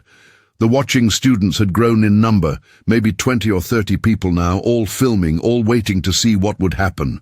"Fight back," Trent demanded. "Stop being a coward and fight back." A third strike, this one to Darius's shoulder, then a fourth. Each impact was controlled, calculated to hurt, but not to cause obvious injury, to provoke without crossing legal lines. Trent knew exactly what he was doing, escalating in a way that would force Darius to either retaliate or endure, and either choice would be satisfying. Retaliation would give Trent justification to really hurt him. Endurance would prove Darius was as pathetic as Trent had originally claimed. "Nothing?" Trent pushed him. "Still nothing? What's it gonna take?" He turned to Marcus. You saw him in gym class. Tell everyone. Tell them what he did." Marcus hesitated, then spoke. His defensive stance was perfect. His sprawl was textbook. He knows what he's doing. "But he won't do it now," Trent said, "because he's not just weak, he's a coward. He only fights when it's safe, when it's controlled. Out here in the real world, he's got nothing." The word coward hit something deep in Darius's chest. His father had been many things, flawed, troubled, addicted, but never a coward. Kenneth Webb had gone to war, had faced death, had tried his best to overcome his demons even when they were too powerful. And Darius was dishonoring that memory by standing here and accepting abuse, by hiding behind a promise that his father never meant to be used this way. But he still didn't move, still didn't react. Because moving meant fighting, and fighting meant breaking the last connection he had to his father's wishes. Trent hit him again, an open hand slapped to the face that knocked his glasses sideways. Darius adjusted them, his vision blurring with tears, not from pain but from rage and frustration and the crushing weight of impossible choices. "Pathetic," Trent said, his voice dripping with contempt. He turned away, addressing the crowd. "This is what a fake looks like. This is what happens when someone tries to be something they're not." He looked back at Darius. "You're nothing, Webb. You're not even worth the effort." The circle broke apart, the wrestlers dispersed. The crowd began to scatter, already uploading videos, already crafting captions for maximum viral impact. Darius stood alone in the parking lot, his face stinging from the slap, his chest aching from the repeated strikes, his soul feeling like it had been hollowed out and discarded. He didn't go back inside. He walked off campus, knowing it would mean detention or worse, not caring. He walked 3 miles home, his backpack heavy on his shoulders, his mind empty of everything except white noise. When he got home, his aunt's car wasn't in the driveway. She was working late. He let himself inside, went to his room, closed the door. He sat on his bed for a long time, not moving, not thinking, just existing in the aftermath of complete defeat. His phone buzzed constantly. Notifications from social media, texts from unknown numbers, the digital extension of his real-world humiliation. He turned it off and put it in the drawer with the other things he couldn't face. Evening came. His aunt arrived home, called for him. He told her through the door that he wasn't feeling well, that he'd eaten already, that he just needed to sleep. She accepted this, perhaps sensing something she didn't want to confront directly. Darius lay in the dark, staring at the ceiling, and made a decision. Not to fight. He still couldn't bring himself to break his promise, not yet. But he couldn't keep living like this either. Something had to change. He couldn't go back to Jefferson High on Monday and continue this pattern. It would break him completely, destroy whatever was left of his sense of self, turn him into the hollow shell that Trent claimed he already was. Options spun through his mind. He could ask his aunt to transfer him to a different school. He could drop out entirely, get his GED, find a job. He could run away, leave Cedar Rapids, disappear into some bigger city where nobody knew him. None of these options were good. All of them were forms of surrender. But surrender might be better than this slow destruction. Saturday, he stayed in his room. His aunt checked on him, brought him food, asked if he needed to see a doctor. He said he just had a cold, would be fine by Monday. She didn't press. Sunday, something shifted. Darius woke up early and couldn't stay in bed anymore. The restlessness that had been building demanded physical outlet. He changed into running clothes, athletic pants and a t-shirt he hadn't worn since Minnesota, and went outside into the cool morning air. He ran, no destination, no plan, just movement. His legs pumped, his lungs burned, his heart hammered. He ran through residential neighborhoods, past churches and schools and parks. He ran until his muscles screamed, until sweat soaked through his shirt, until his mind finally quieted and all that existed was his body pushing forward through space. When he couldn't run anymore, he stopped in a park and dropped into push-ups, then sit-ups, then burpees. He went through the basic conditioning drills his father had taught him, movements he hadn't performed in almost a year, his body remembering even though he felt weak and slow and uncoordinated compared to how he'd been before.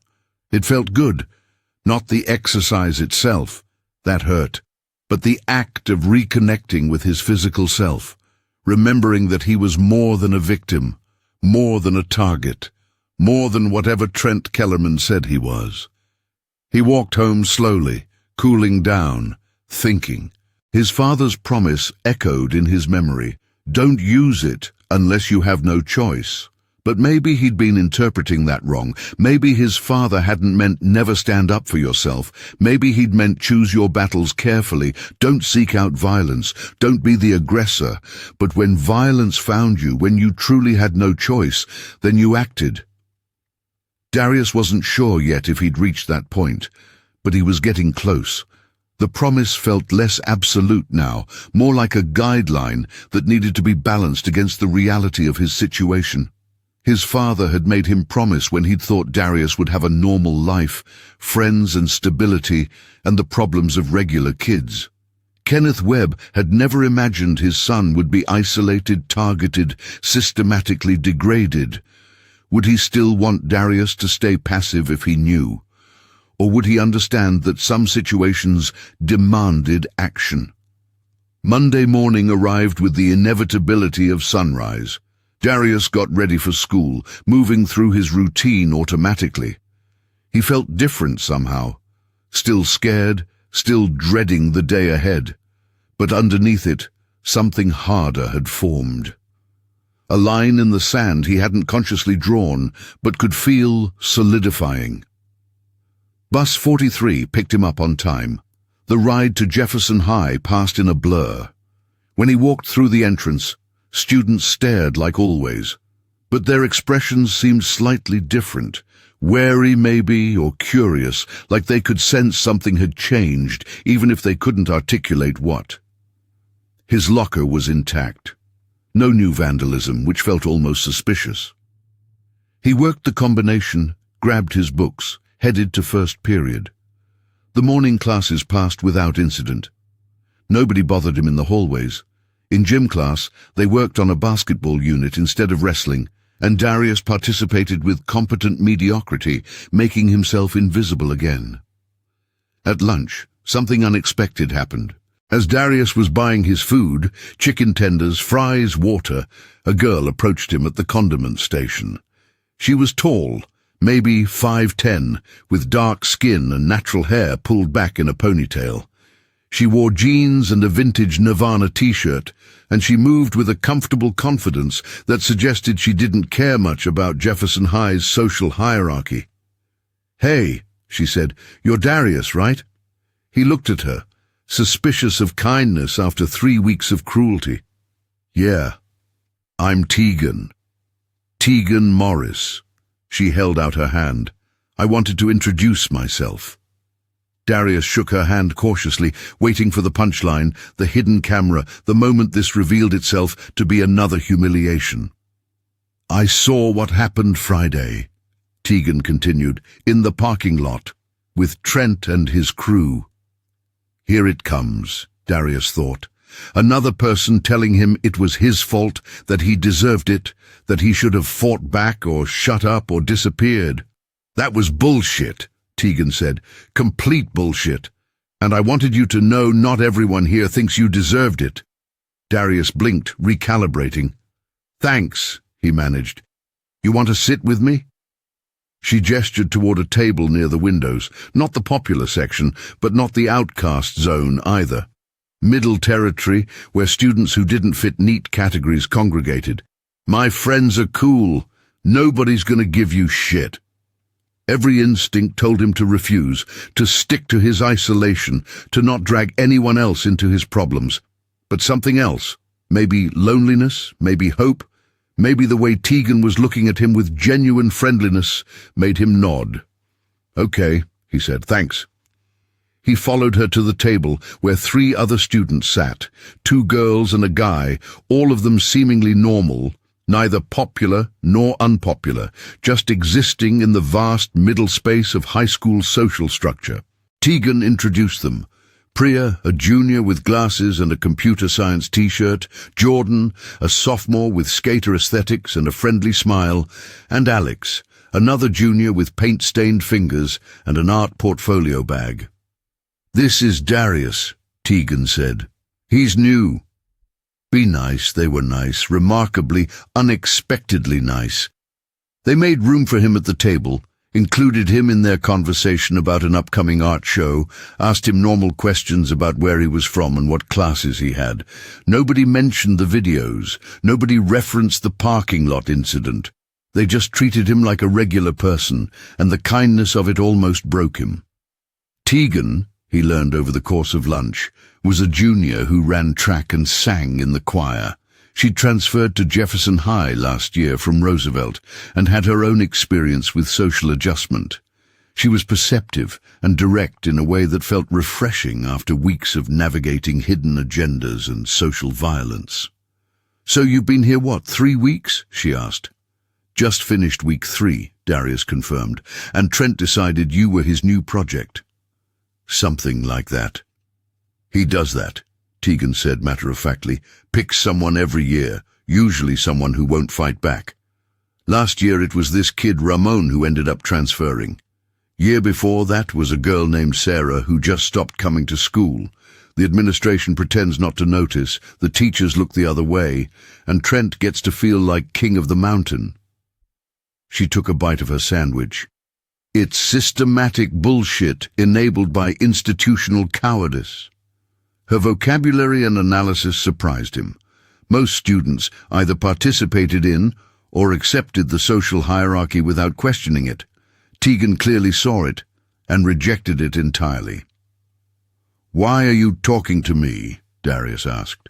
"Not that I'm not grateful, but won't this make you a target too?" Tegan shrugged. "I'm not scared of Trent Kellerman. He tried his intimidation routine on me last year when I first transferred. I told him to fuck off and threatened to key his truck if he ever touched me. He backed down. Bullies like him are cowards. They only go after people who won't create complications." "I won't create complications," Darius said quietly. "Not yet," Tegan agreed, "but maybe you should. Maybe someone needs to." The bell rang, ending lunch. Darius gathered his trash, stood to leave. Tegan caught his arm. "Sit with us tomorrow?" she asked. "You sure?" "I wouldn't offer if I wasn't," she smiled. "Everyone needs at least one person on their side. Now you've got 5. Darius nodded, something warm and unfamiliar expanding in his chest. Hope, maybe, or just the memory of what friendship felt like before his world had been reduced to survival. The afternoon classes passed. Darius found himself replaying lunch in his mind, analyzing it for hidden agendas or traps, waiting for the other shoe to drop. But maybe it was legitimate. Maybe Tegan and her friends were just decent people who decided to help someone being targeted. When the final bell rang, Darius headed for the buses feeling lighter than he had in weeks. As he walked through the parking lot, he saw Tegan getting into a beat-up Honda Civic. She waved at him. He waved back. He made it 3 steps further before Trent appeared, flanked as always by Marcus and Brock, blocking his path to the buses. "Making new friends, Webb?" Trent asked, his tone falsely pleasant. "That's sweet. Does Tegan know she's befriending a faker and a coward?" Darius tried to step around them. Marcus shifted to block him. "We're not done talking," Trent said. "You embarrassed me Friday. Walking away, refusing to fight, making me look like the bad guy. That's not how this works." "I need to catch my bus," Darius said. "Buses wait." Trent stepped closer. "You know what I realized over the weekend? You're hiding something bigger than just wrestling skills. Someone who moves like you do, who catches wrists like that. has had serious training, military maybe, or some kind of fighting school. And I think you're here because you got kicked out or arrested or something, and now you're pretending to be this quiet little mouse. But you're not, are you? You're something else. The analysis was frighteningly accurate. Trent was smarter than he looked, capable of reading people and situations, and he'd clearly spent the weekend thinking about Darius instead of just forgetting about him. "I'm not hiding anything," Darius said. "I just want to get home." "Then you're going to have to go through me." Trent planted himself directly in Darius's path, his posture aggressive. "Unless you want to use some of those hidden skills. Come on, Webb, one punch, one move. Show me what you're really about." Darius stood there, his backpack heavy on his shoulders, his chest tight with familiar dread. Behind him, the buses were loading. He'd miss his ride if this continued. Around them, students were slowing down to watch, phones appearing, the crowd gathering again like they had Friday. "Please move," Darius said. "Make me." The challenge hung in the air between them. Darius could feel his heartbeat accelerating, could feel his body tensing in preparation for action, could feel the promise to his father straining against the current reality of his situation. One move would end this. One technical demonstration of his actual abilities would shift the power dynamic completely, but it would also break his promise, reveal what he'd been hiding, turn him into exactly what his father had warned him against becoming, someone who used violence to solve problems. He chose the same path he'd chosen every time before. He turned and walked away, heading back toward the school entrance, planning to wait inside until the activity buses left an hour from now, when Trent and his friends would be gone. It meant getting home late. It meant his aunt might worry, but it meant keeping his promise intact. "That's what I thought," Trent called after him. "All that secret training, and you won't even use it to defend yourself. What a waste." Laughter followed Darius back into the building. He found an empty classroom and sat at a desk, waiting, his hands shaking again with suppressed rage and self-loathing. Tegan's words echoed in his mind. Maybe someone needs to create complications. Maybe she was right. Maybe his passivity wasn't noble or honorable. Maybe it was just another form of cowardice, dressed up in the language of promises and principles. Maybe his father, if he could see what was happening, would release him from that promise and tell him to fight. But Darius would never know. His father was dead, and the promise was all he had left of him, and breaking it felt like losing the last connection to the man who taught him everything important. So he sat in the empty classroom, watching the minutes crawl by on the clock, and waited for the parking lot to clear so he could leave without incident. Tuesday at lunch, Darius sat with Tegan and her friends again. They welcomed him back easily, no awkwardness, just natural inclusion. The conversation flowed around topics he could actually engage with, books, music, a debate about whether the new Marvel movie was any good. For 45 minutes he felt almost normal. "You should come to my track meet Thursday," Tegan said as lunch was ending. "It's home, starts at 4. Could be fun." "I don't know," Darius said. "I usually just go home after school." "That's exactly why you should come." "Break the pattern, do something different," she grinned. "Plus I'm running the 800, and I'm actually pretty good. Worth watching." Jordan nodded agreement. "She's being modest. She's got the school record." "Really?" Darius looked at Tegan with new appreciation. "Really? And I'm about to break my own record if I can shave 2 seconds off my time." She stood gathering her trash. "Come if you can. It'd be nice to have more than 3 people in the stands." Wednesday in gym class, Coach Richardson announced they were finishing the wrestling unit with a small tournament. Everyone would compete. Brackets based on approximate weight and skill level. Nothing serious, just a chance to apply what they'd learned. Darius's stomach dropped. This was exactly the scenario he'd been dreading since the unit started. The tournament would take place Friday. Coach Richardson spent Wednesday's class explaining rules and expectations, emphasizing that this was about technique, not hurting each other, about demonstrating growth over the unit. But Darius could already see how it would play out. He'd be matched against someone, possibly someone from the actual wrestling team, and he'd have to either reveal his actual abilities or deliberately lose in a way that looked authentic. Either choice carried consequences. Thursday after school, Darius took the activities bus to the track meet. He'd surprised himself by actually deciding to go, drawn by Tegan's invitation and the strange pull of wanting to be part of something normal. The stands around the track were indeed sparsely populated, maybe 50 people total, mostly parents and friends of athletes. He found a seat halfway up and watched the various events cycling through. Hurdles, sprints, relays, field events happening simultaneously on the infield. When the 800-meter race was announced, Darius paid closer attention. Tegan and 7 other runners lined up at the start, stretching, shaking out their legs, focusing. The starting gun cracked and they burst forward, jostling for position in the first 100 meters before spreading out. Tegan settled into third place, running with smooth, controlled strides, clearly conserving energy. They came around the first lap. Tegan had moved to second, drafting behind the leader, still looking relaxed. As they entered the final 300 meters, she made her move, accelerating smoothly, pulling alongside the leader, then past her, opening up a gap. Her final 100 meters was pure determination, arms pumping, legs driving, pulling away from the field. She crossed the finish line 2 full seconds ahead of second place, immediately checking the scoreboard for her time. 2 minutes, 18.3 seconds. The small crowd applauded. Tegan bent over, hands on knees, catching her breath, then straightened and looked at the stands. She spotted Darius and waved, grinning. He waved back, genuinely impressed. There was something inspiring about watching someone excel, about seeing discipline and hard work translate into measurable success. After the meet, he waited for Tegan near the locker rooms.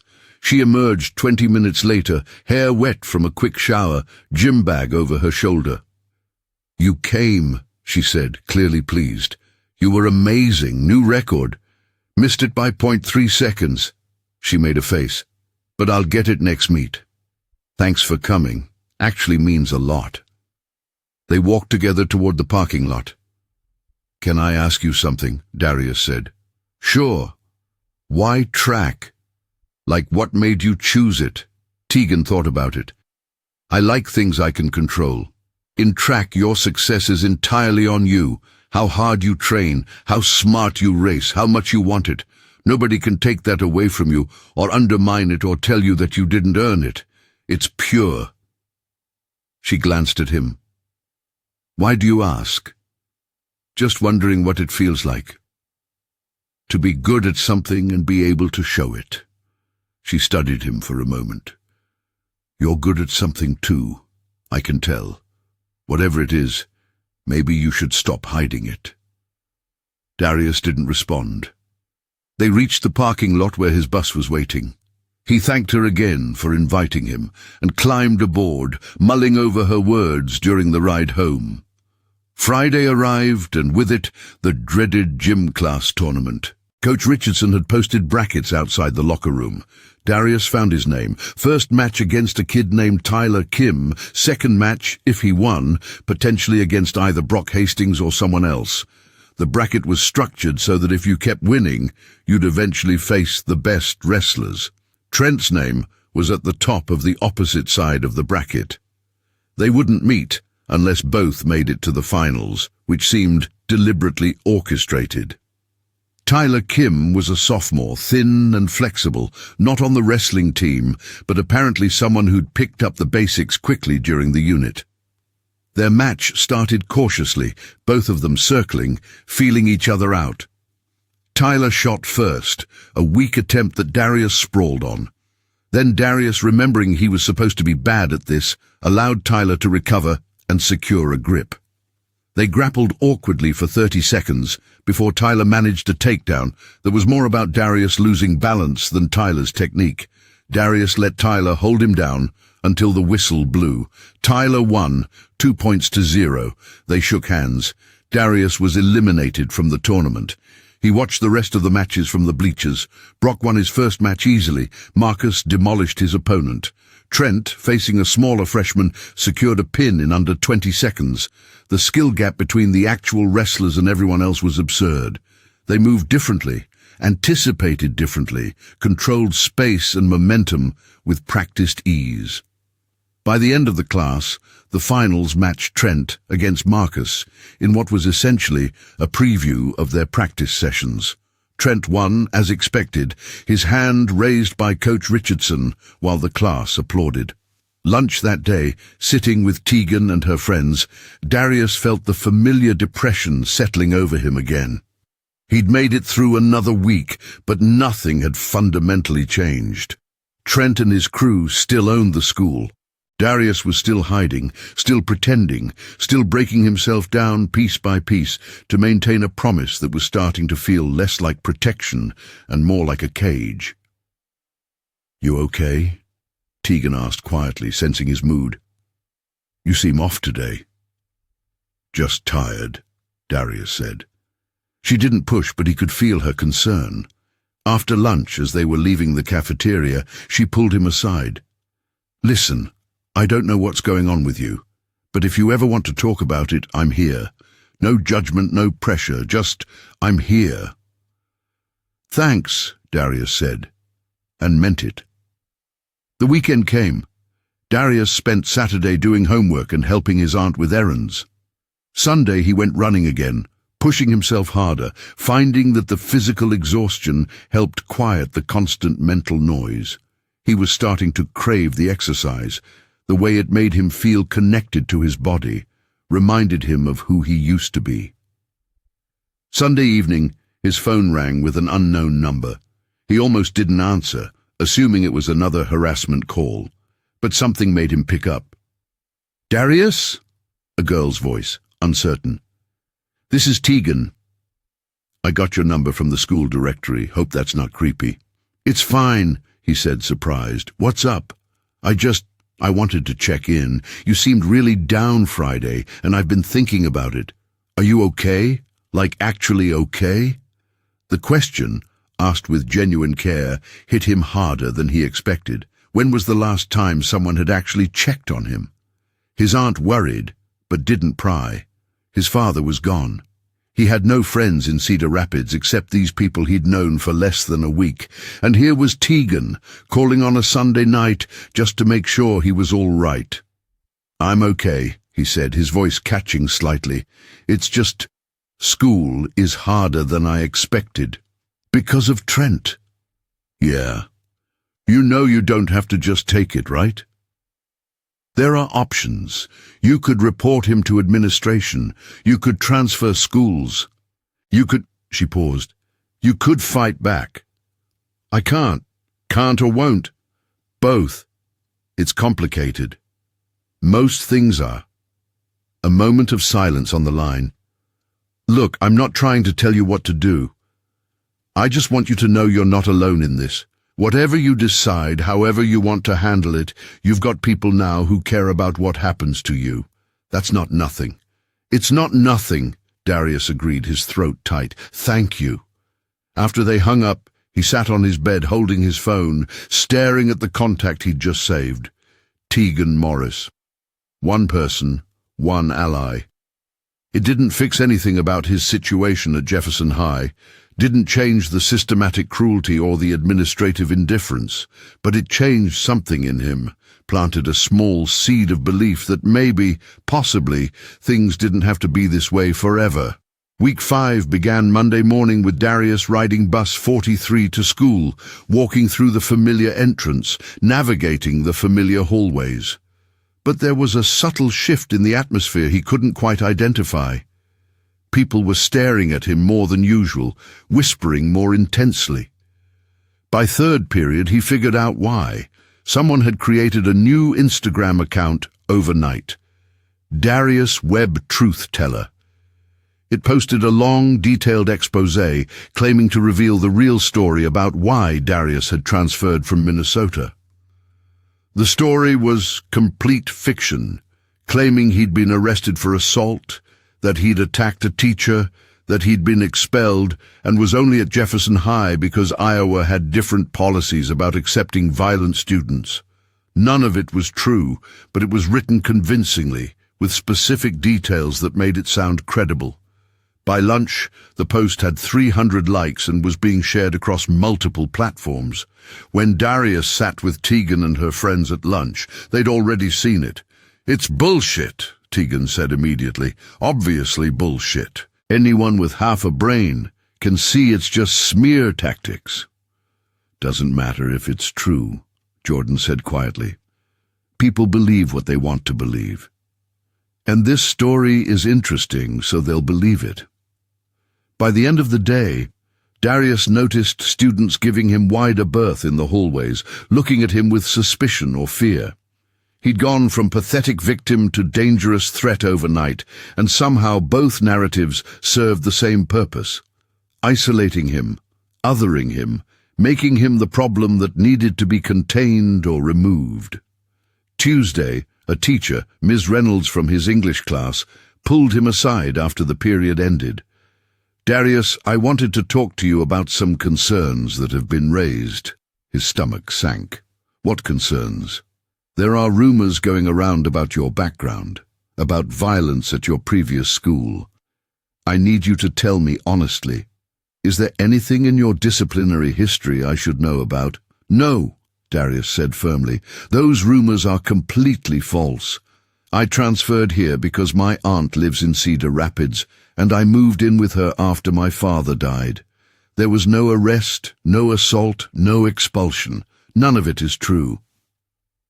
Ms. Reynolds studied his face, trying to determine if he was lying. "Okay, I believe you, but I need you to understand that the administration is aware of these rumors, and they're going to want to investigate. They may call you into the office to discuss it." "Fine," Darius said. "I have nothing to hide." But the damage was done. For the rest of the day, teachers looked at him differently, wary and uncertain. He was no longer just another student. He was a potential threat, someone to be monitored and managed.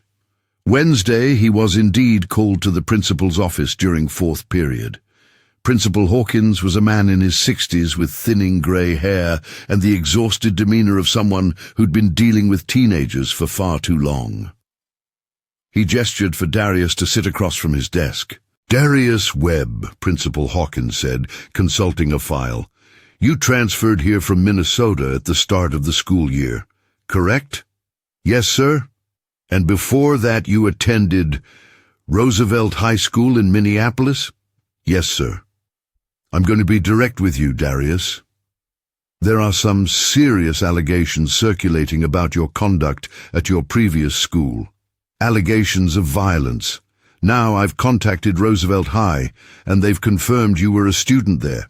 But they said your records show no disciplinary incidents. So either these rumors are completely fabricated or something happened that wasn't officially documented. Which is it?" Darius felt a flash of anger at being put in this position, having to defend himself against complete lies, having to prove his innocence because a bully had created a false narrative. "The rumors are fabricated, sir. I was never arrested. I never assaulted anyone. I never had any disciplinary problems. Someone is spreading lies about me. Do you know who?" "I have a guess." "Trent Kellerman?" The name hung in the air between them. So the principal knew. Of course he knew. Everyone knew. But knowing and acting were different things. "Yes," Darius said. "And his friends. They've been harassing me since I got here." Principal Hawkins sighed. "Darius, Trent is a star athlete with excellent grades and a clean record. His father is a major donor to the school's athletic programs. I'm not saying your concerns aren't valid, but making accusations without evidence can create more problems for you than for him." There it was. The admission that hierarchies mattered more than truth, that some students were protected by their status and wealth, while others were expendable. Darius stood up. "Am I in trouble, sir?" "No, you're not in trouble. I just wanted to hear your side directly. Is that all? That's all. You can return to class. Darius left the office feeling hollow. The system wouldn't help him. Nobody would help him. He was entirely on his own in this. At lunch, Tegan took one look at his face and knew something had happened. Principal's office? She guessed. He nodded. Let me guess. Wanted to question you about the rumors. Implied that making waves would only hurt you. Basically told you to suck it up and deal with it. Pretty much. Tegan's jaw tightened. This school is a fucking joke. I'm sorry, Darius. I really am. That afternoon after school, Darius was heading for the buses when he heard a voice behind him. Webb, wait up! He turned to find Marcus Chen jogging to catch up with him. They were alone in the hallway. Most students had already left, and the few remaining were distant enough not to overhear. What do you want? Darius asked warily. Marcus looked uncomfortable, like he was struggling with something. I just wanted to say, look, I know what Trent's been doing to you. The social media stuff, the rumors, all of it. And I wanted you to know it's not cool. Some of us don't agree with it. Some of you? Me. A couple other guys on the team. We think he's taking it too far. Then why don't you stop him? Marcus looked away. It's complicated. Trent's our captain. We rely on him for training, for strategy, for leadership. If we go against him, it affects the whole team. And wrestling's all I have. It's my shot at a college scholarship, at getting out of here. I can't risk that. So you'll just watch while he destroys me. I'm not watching. I'm not participating. I'm just not stopping it. Marcus met his eyes again. I know that makes me a coward. I know it does. I just wanted you to know that not everyone's against you, for whatever that's worth. It was worth almost nothing, but Darius appreciated the honesty at least. Thanks for telling me. Marcus nodded and walked away. Darius stood in the empty hallway for a moment, processing. Even some of Trent's own friends thought he'd gone too far, but none of them would actually intervene. The bystander effect in its purest form. Everyone waiting for someone else to act, and therefore nothing changing. Thursday, at lunch, as Darius was sitting with Tegan and her friends, Trent approached their table. It was unprecedented. He'd never directly confronted Darius in front of Tegan before. The cafeteria noise seemed to dim as people noticed and started paying attention. Tegan Morris, Trent said, his voice pleasant and friendly. Didn't realize you were into charity work. Tegan looked up at him with barely concealed contempt. Excuse me. Taking in strays. Befriending violent criminals. Very generous of you. Darius isn't violent, and he's not a criminal. Unlike some people who think being good at wrestling gives them the right to terrorize everyone smaller than them. Trent's smile tightened. Careful, Morris. You're new enough that people don't have strong opinions about you yet. Would be a shame if that changed. Is that a threat? Tegan stood up, and even though she was 5 feet 10 inches, Trent still had 3 inches and 50 pounds on her, but she didn't back down. Because if you're threatening me, we can walk right over to Principal Hawkins's office and discuss it. Not a threat. Just friendly advice. Trent's gaze shifted to Darius. Your new friend here has people fooled, but I know what he really is. Someone who hides what they can do, who pretends to be weak while secretly being dangerous. That's psychopath behavior, Tegan. Just thought you should know who you're defending. I know exactly who I'm defending, Tegan said. Someone who's shown more restraint and character in 3 weeks than you've shown in 3 years. Now if you're done, we were having a private conversation. Trent stared at her for a long moment, clearly unused to being dismissed. Then he laughed, shook his head and walked away, but as he left he turned back and called to Darius. Friday, Webb. Parking lot. You and me. No more hiding. The cafeteria erupted in excited murmurs. A fight had been called publicly. By Jefferson High's unwritten rules, Darius would either have to show up or be labeled a coward forever. And if he showed up, he'd either have to fight or face humiliation worse than anything he'd experienced so far. Tegan sat back down, her hands shaking slightly from adrenaline. "I'm sorry. I shouldn't have engaged with him. I just made it worse for you." "You stood up for me," Darius said quietly. "Nobody's done that before. Thank you. So what are you going to do about Friday?" Darius didn't answer. He didn't know. Every option felt impossible, every choice a trap. Fight and break his promise, or don't fight and lose whatever dignity he had left. Reveal his abilities and become what Trent accused him of being, or continue hiding and prove Trent right about his cowardice. The rest of Thursday passed in a haze. Students approached him in hallways, asking if he was really going to fight Trent, if the rumors about his violent past were true, if he was scared. Teachers looked at him with concern or suspicion. The whole school was buzzing with anticipation for Friday's confrontation. That evening, lying in bed, Darius thought about his father, thought about the promise he'd made in that hospital room 11 months ago, thought about whether his father would understand if Darius broke it now under these circumstances. Would Kenneth Webb want his son to keep suffering, to keep accepting abuse, to keep hiding his strength? Or would he release Darius from the promise and tell him to defend himself? But his father wasn't there to release him from anything. The promise existed in stone, unchangeable, final, and Darius had to decide on his own whether to honor it or break it, and either choice would change him fundamentally. Friday morning arrived. Darius went through his routine mechanically. Breakfast, bus, school entrance, locker, first period. The day crawled forward with surreal slowness. Every minute stretched out, time moving through molasses. Students whispered wherever he went. Teachers watched him carefully.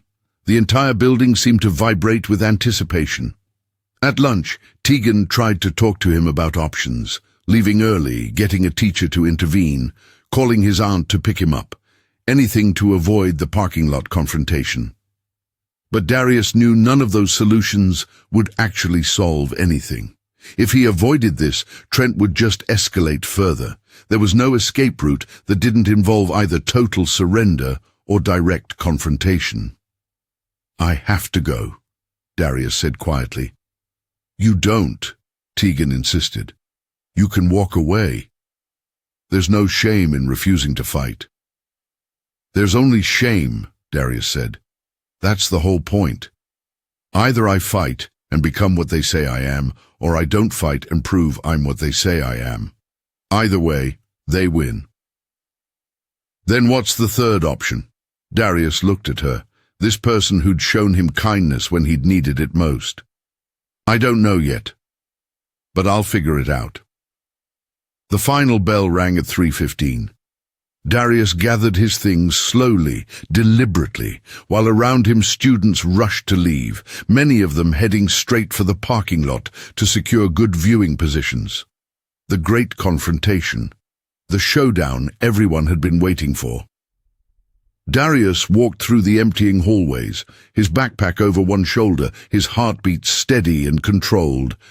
His mind was clear now, the fog of indecision lifted. He'd made his choice, though he couldn't have articulated exactly what it was.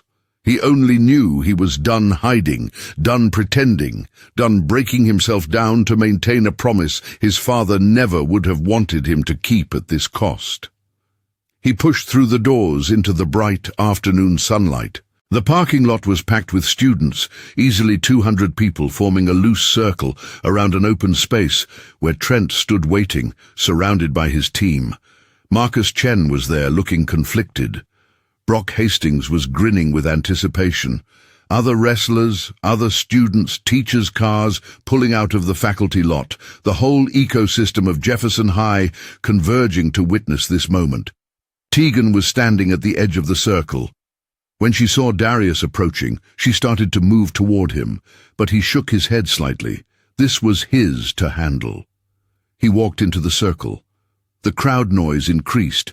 Cheers, jeers, excited shouting, phones held high, recording every angle. Trent was wearing his Letterman jacket despite the warm day, his posture relaxed and confident. "Wasn't sure you'd show," Trent called out as Darius approached. "Thought maybe you'd finally admit what a fake you are and run away." Darius stopped about 10 feet from Trent, close enough to talk, far enough to maintain space. He set his backpack on the ground carefully. When he straightened and looked at Trent, something in his demeanor had shifted. His shoulders were square, his spine was straight, his gaze was level and steady. "I'm here," Darius said, his voice calm and clear. "What do you want?" "What do I want?" Trent laughed. "I want you to stop playing games. Stop pretending to be something you're not. Show everyone what you really are. And what am I really? Either a trained fighter who's been hiding it, or a pathetic nobody who's been lying about having skills. Either way, you're a fraud. So which is it, Webb? Are you going to show us what you've been hiding, or are you going to stand there and prove you're nothing?" The crowd was silent now, everyone watching, everyone waiting. Darius took a slow breath, and in that moment made peace with what was about to happen. His father's promise echoed in his mind one last time. Don't use it unless you have no choice. And Darius realized that this was it. This was no choice. He'd exhausted every other option. He'd tried invisibility, tried passivity, tried enduring, tried reporting it, tried everything except the one thing he'd been holding back. "I'm not going to fight you, Trent," Darius said quietly. The crowd erupted in boos and disappointed shouts. Trent's smile widened.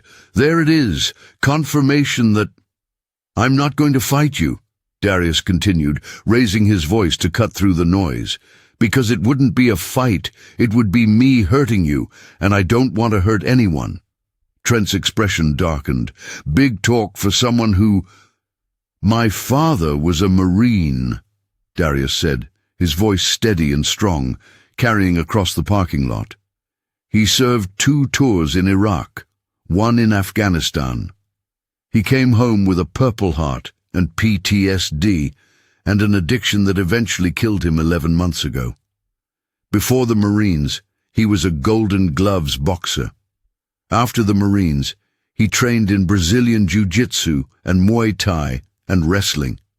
He competed in MMA.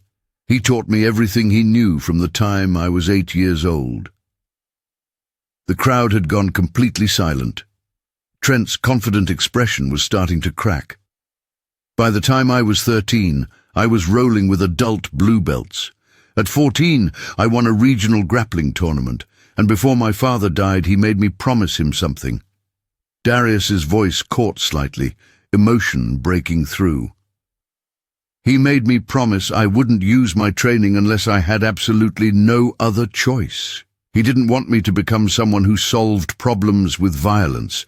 He wanted me to be normal, to be safe, to be better than he'd been able to be. So I came here," Darius continued, "and I tried to keep that promise. I tried to be invisible, to avoid conflict, to let everything roll off me. And you made that impossible. You and your friends decided I was going to be your victim this year, and you've spent 5 weeks trying to break me. You've humiliated me, isolated me, spread lies about me, physically assaulted me, and turned this entire school against me. And through all of it I've held back because I made my father a promise." Darius took a step toward Trent. The wrestler tensed, his instincts recognizing danger, even if his pride wouldn't admit it. "But you know what I realized," Darius said. "My father never would have wanted me to keep a promise at the cost of destroying myself. He never would have wanted me to endure what I've endured just to maintain some ideal of non-violence. So I'm done. I'm done hiding, done pretending, done letting you make me feel weak and scared and worthless." Another step forward. Trent's hands came up slightly, a defensive posture. "So here's what's going to happen," Darius said, his voice dropping lower, more dangerous. "You're going to leave me alone. You're going to tell your friends to leave me alone. You're going to stop the social media harassment, stop the rumors, stop all of it. And if you do that, we never have to find out what happens when someone with my training stops holding back. And if I don't? Trent's voice had lost its confidence, but he was still trying to maintain his dominant position in front of the crowd. Darius looked at him for a long moment. Then you'll find out what 5 years of training with a Marine Corps veteran really means. And I promise you, you won't like it. He held Trent's gaze until the wrestler looked away first. Just a flicker, just a moment, but enough. Then Darius picked up his backpack, turned, and walked through the circle of students. They parted for him automatically, something in his energy making them step aside. He walked across the parking lot, past Tegan, who was staring at him with something like awe, past the buses, down the street toward home. Behind him, the crowd erupted into chaos. Arguments, debates, excited conversations, videos being uploaded, narratives being formed. But Darius didn't look back. He'd made his stand. He'd drawn his line. And whatever happened next, at least he'd stopped being a victim and started being himself. He walked the 3 miles home, his mind strangely quiet, his body feeling lighter than it had in weeks. When he got to his aunt's house, she was in the kitchen making dinner. She looked up as he came in. "You're home late," she said. "Miss your bus?" "Yeah," Darius said. "It's a long story." "Everything okay?" He thought about that question. Was everything okay? He'd just broken the promise he'd been clinging to for 11 months. He'd publicly revealed his background, his training, his capabilities. He'd essentially issued a threat to the most popular student at Jefferson High. Nothing about his situation was okay in any conventional sense, but for the first time since arriving in Cedar Rapids, he felt like himself. "Yeah," he said, "I think it might be." That night, his phone exploded with messages and notifications. The parking lot confrontation had been recorded from dozens of angles and uploaded everywhere. Students he'd never spoken to were texting him. Some messages were supportive.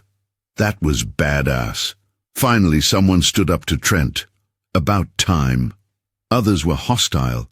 "You're a psycho. Can't believe you threatened him. Hope you get expelled." The social media accounts dedicated to harassing him had gone silent, but new accounts had appeared analyzing every word of his speech, debating whether he was bluffing or serious, speculating about what might happen Monday. Tegan texted him around 9 p.m. "That was either the bravest or the stupidest thing I've ever seen. Maybe both.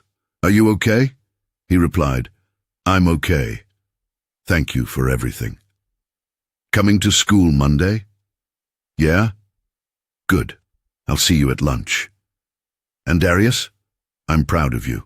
Whatever happens next, you stood up for yourself. That matters." He put his phone away and lay in bed, staring at the ceiling, replaying the day in his mind. He'd crossed a threshold he couldn't uncross. The person he'd been trying to be, quiet, invisible, unthreatening, was gone. Now he was something else, something he hadn't fully defined yet. Not a fighter, not exactly, because he still didn't want to hurt anyone, but not a victim either. Something in between. Someone who possessed power but chose not to use it, who carried strength but preferred peace, who would endure almost anything except losing himself completely. His father's promise still mattered. But now it meant something different, not never fight, but fight only when there's no other option. And if that distinction made him a promise breaker, then so be it. Some promises needed to evolve as circumstances changed. Some vows needed to bend, or they'd break the person trying to keep them. Darius fell asleep that night, feeling uncertain about Monday, anxious about consequences, but fundamentally more at peace than he'd been since arriving in Iowa. He'd stopped pretending. He'd stopped hiding. Whatever came next, at least he'd be facing it as himself. Weekend passed in a strange limbo. His aunt asked him Saturday morning if something had happened at school. said she'd gotten a call from Principal Hawkins about an incident in the parking lot. Darius told her the truth, an abbreviated version but honest. He explained about Trent, about the harassment, about finally standing up for himself without actually fighting. His aunt listened quietly, then surprised him by saying, "Good. I was wondering how long you'd let them push you around before remembering you're Kenneth Webb's son." Sunday, Darius went running again, longer and harder than before, pushing his body to its limits, reacquainting himself with what he was physically capable of. He did pull-ups on a playground's monkey bars, push-ups in the park, practiced footwork drills on an empty tennis court. His skills were rusty after almost a year of inactivity, but they were still there, muscle memory waiting to be reactivated. When Monday morning arrived, Darius rode bus 43 to Jefferson High, feeling a tension in his chest, but also a quiet resolve. He walked through the entrance and immediately noticed the difference. Students were staring at him, not with mockery, but with wariness, maybe even respect. Some nodded at him in the hallways, others gave him wide berth. The social dynamic had shifted overnight. His locker was unmarked. No new vandalism, no graffiti. He worked the combination, opened it, found everything exactly as he'd left it Friday. In first period, students who'd previously ignored him now glanced at him with curiosity. The teacher, Mrs. Patterson, asked him to solve a problem on the board, and when he did, the class was silent instead of snickering. Between first and second periods, he saw Trent in the hallway. Their eyes met briefly. Trent looked away first and kept walking. No confrontation, no comment, no acknowledgement, just mutual avoidance. At lunch, Darius sat with Tegan and her friends as usual, but now several other students approached, asking if they could join the table. People who'd previously been bystanders, who'd watched his harassment without intervening, now wanted to align themselves with him, drawn to what they perceived as power or status, or whatever social currency came from his parking lot speech. "Your call," Tegan said quietly. "Your table now, too." Darius looked at the hopeful faces of students who'd ignored him for weeks. "Sure," he said. "Everyone's welcome." Because he wasn't interested in replicating Trent's exclusionary hierarchy, in becoming the new bully, in using his revealed abilities to dominate. He wanted something different. A space where people could exist without fear, where kindness mattered more than strength, where the social structure wasn't built on intimidation. Throughout the week, the pattern continued. Trent and his friends avoided Darius completely. The social media harassment stopped. The rumors died down. Other students who'd been targets of casual bullying seemed emboldened by his example, standing up for themselves in small ways, finding their own voices. The atmosphere at Jefferson High hadn't transformed entirely. Institutional cultures don't change overnight. But something had shifted. A crack had formed in the hierarchy of fear. By Friday of week 6, Darius had established a new normal. He still sat with Tegan and her expanding group at lunch. He still did his homework and participated in class. He still rode bus 43 home. But he walked the hallways differently now, spine straight, shoulders back, meeting people's eyes instead of studying the floor. Not aggressive, not seeking conflict, but no longer apologizing for existing. Coach Richardson pulled him aside after gym class Friday. "Webb, I wanted to talk to you about what happened last week." Darius tensed, expecting discipline or lecture. "I should have intervened sooner," Coach Richardson said. "I saw what was happening, and I didn't step in the way I should have." "That's on me, I'm sorry." The apology stunned him. "Thank you, sir. That being said, if you're serious about your training background, we could use someone with your skills on the wrestling team, just something to think about." Darius considered it. Wrestling team meant joining Trent's world, being in close proximity to his primary antagonist. But it also meant legitimizing his abilities, channeling them into something constructive, maybe finding a new community. "I'll think about it," he said. Week 7 brought another development. On Tuesday, Darius was walking to 5th period when Marcus Chen approached him in the hallway. They hadn't spoken since Marcus's admission about being too cowardly to stop Trent. "Hey," Marcus said, falling into step beside him. "Got a minute?" "Sure." "I wanted to apologize for not standing up to Trent, for going along with everything he did to you, for being a bystander. What you said in the parking lot made me realize I've been putting wrestling above being a decent human being. That's not okay." Darius studied him. Marcus seemed genuinely remorseful, not just covering his bases now that the power dynamics had shifted. "I appreciate that." "I'm quitting the team," Marcus said. "After this season, maybe sooner. I'm done enabling that culture." "You don't have to quit because of me." "I'm not. I'm quitting because of me. Because I don't like who I've become being part of that environment." Marcus hesitated. "For what it's worth, you were right about everything, and I'm sorry I didn't see it sooner." They parted ways at the stairwell. Darius continued to 5th period, processing the conversation, wondering how many other students were having similar realizations, how far the ripples of his parking lot stand would spread. Wednesday in American history, Mr. Donovan was lecturing about the civil rights movement when Brock Hastings, who hadn't spoken to Darius since the parking lot incident, raised his hand. "Yes, Brock," Mr. Donovan called on him. "I have a question, but it's not really about history." Brock looked at Darius. "It's about what happened in our school last week. About bullying and how systems protect bullies, and what it takes for things to change." The classroom went silent. Mr. Donovan looked intrigued. "Go on." "I was part of it," Brock said, his voice unsteady. "Part of the group that made someone's life hell for weeks. And I justified it because everyone else was doing it, because the person didn't fight back, because I told myself it was just jokes. But it wasn't jokes. It was cruelty, and nobody stopped us because we were athletes, because our families had money, because the system protected us." He paused, clearly struggling. "I guess I'm wondering how that's different from what we're studying. Segregation, discrimination, all of it was maintained because people with power protected the status quo while people without power suffered. And everyone in the middle just watched and did nothing." Mr. Donovan set down his textbook. "That's an excellent question, Brock. And you're absolutely right. The dynamics are similar. Systems of oppression, whether racial or social, rely on power imbalances, bystander silence, and institutional complicity. They don't change until someone with moral courage stands up, faces consequences, and forces everyone else to confront their own complicity." The class discussion that followed was the most engaged Darius had seen students all semester.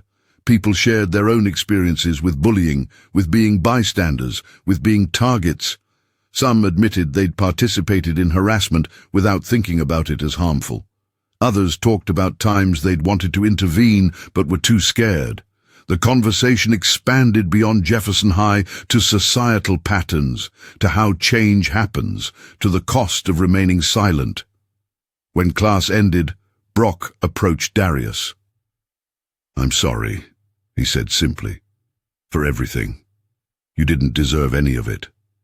"Thank you," Darius said. "That means something.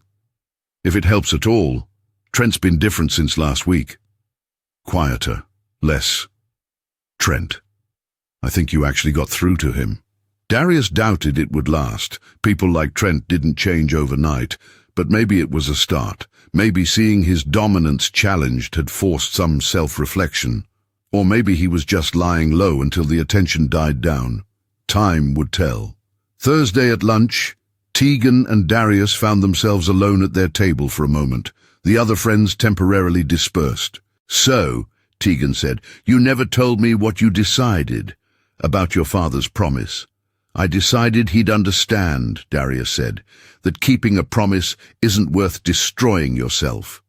That sometimes the spirit of what someone wanted for you matters more than the exact words they used." "Do you feel guilty?" About breaking it? Darius thought about that. A little. But mostly I feel relieved, like I can finally breathe properly. Good. Tegan smiled. You know what you did, right? Besides standing up for yourself? What? You changed things. Not just for you, but for other people. Brock apologizing, Marcus quitting the team, that whole discussion in history class. None of that happens if you don't make your stand. You started something. I just wanted them to leave me alone. Maybe. But you ended up doing more than that. You showed people that power isn't just physical, that courage can look like endurance or like confrontation depending on the situation. That transformation is possible even in systems designed to resist it. She leaned back in her chair. I've been here a year and never saw anyone challenge the way things work. You've been here 6 weeks, and the whole social structure is starting to crack.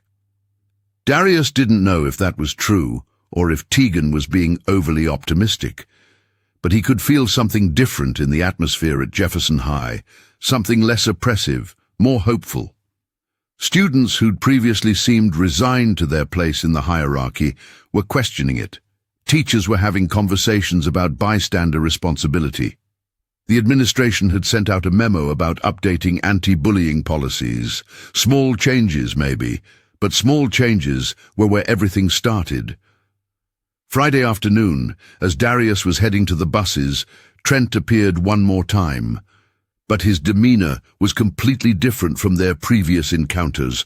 No swagger, no arrogance, no theatrical performance for an audience. Just Trent, alone, looking uncomfortable. Webb, he said, can we talk? Darius stopped, wary. About what? About everything. Trent ran a hand through his hair. Look, I know sorry doesn't fix anything. I know what I did to you was fucked up. I don't have a good excuse, except that I'm an asshole who got used to being able to do whatever I wanted without consequences. Okay, Darius said, waiting for the real point. I'm not asking you to forgive me. I'm trying to figure out why I did it. My dad expects me to dominate, to win, to be the best at everything. The wrestling championships, the grades, the social status, it's all part of proving I'm worthy of being his son. And when I saw you trying to hide, trying to be invisible, it pissed me off, because I don't get to be invisible. I don't get to opt out. I have to perform constantly. So you made my life hell because you were jealous? Darius's voice hardened. That's your explanation? No, yes, partly. Trent struggled for words. I made your life hell because I could. Because the system let me. Because nobody stopped me. And because somewhere deep down, I think I wanted someone to stop me. I wanted proof that actions have consequences, that I couldn't just hurt people without eventually facing some kind of accounting. Darius stared at him. That's the most fucked up psychology I've ever heard. I know.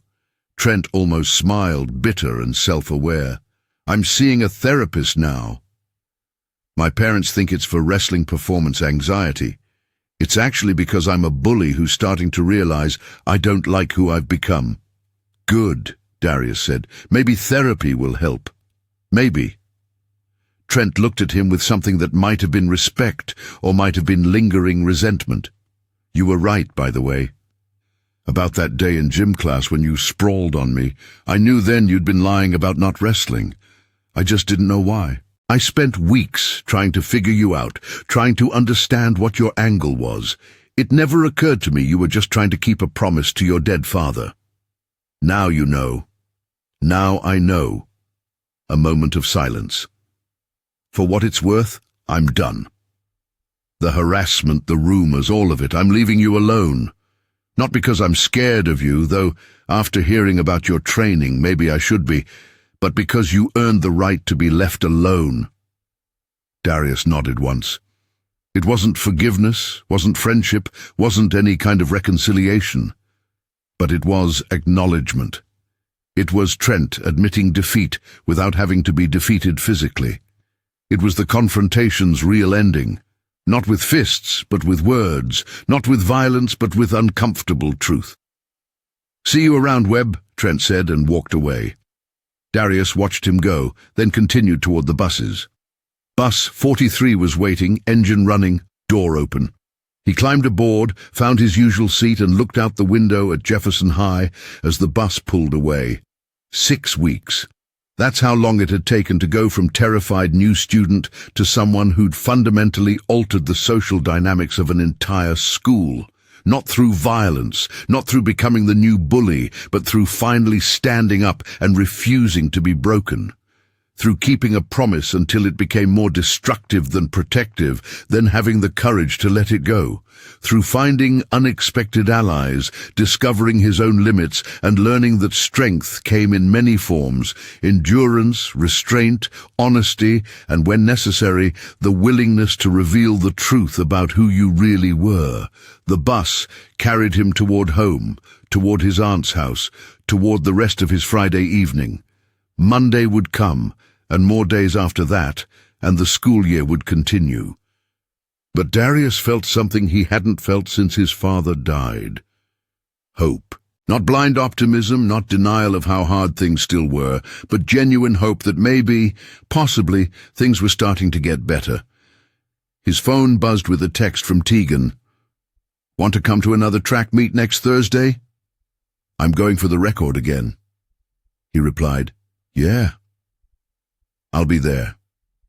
The bus rumbled on through Cedar Rapids, carrying him home through neighborhoods bathed in late afternoon sun, past parks where children played and dogs barked, and life continued in all its messy, complicated, ordinary glory. Darius leaned his head against the window and allowed himself a small smile. He'd survived. More than that, he'd started to rebuild. The promise to his father had evolved into something more nuanced. Be strong enough to defend yourself, but compassionate enough to show mercy. Fight only when there's no other choice, but don't confuse passivity with peace. Stand up for yourself, but never become the person who made you stand up in the first place. As the bus turned onto 16th Avenue and approached his stop, Darius thought about the weeks ahead. There would still be challenges. The aftermath of his confrontation with Trent would take time to fully settle. The school's social dynamics would continue shifting in unpredictable ways, and his own internal struggle with violence and restraint was far from resolved. But for the first time since arriving in Iowa, he felt like he had a foundation to build on. Friends who actually cared about him. Teachers who were starting to pay attention. A sense of himself that was honest rather than hidden. And most importantly, a new understanding of what his father's promise really meant. Not surrender, not hiding, but choosing your battles wisely and fighting them on your own terms. The bus stopped. Darius stood, shouldered his backpack, and stepped down onto the sidewalk. His aunt's house sat waiting, familiar and safe. He walked up the driveway, key in hand, ready to face whatever came next. Because he was Darius Webb, son of Kenneth Webb, survivor of Minneapolis and now Cedar Rapids, student at Jefferson High, friend of Tegan Morris, and someone who'd finally learned that the strongest move wasn't always the most violent one. Sometimes the strongest move was knowing when to endure, when to stand up, and when to show mercy instead of delivering the knockout blow everyone expected. Sometimes strength meant breaking promises that had become prisons. Sometimes courage looked like walking away, and sometimes it looked like refusing to take another step back. Darius had learned all of that in 6 weeks, and as he unlocked the front door and stepped inside his aunt's house, he knew he had many more lessons ahead, but he'd face them as himself, fully himself, and that made all the difference. The evening stretched ahead of him, quiet and unremarkable, exactly what he needed. Tomorrow would bring its own challenges. Monday would test whether the changes at Jefferson High would hold or fade. The rest of the school year loomed large and uncertain. But tonight, Darius Webb was home, safe, and for the first time in a long time, genuinely okay. And that was enough.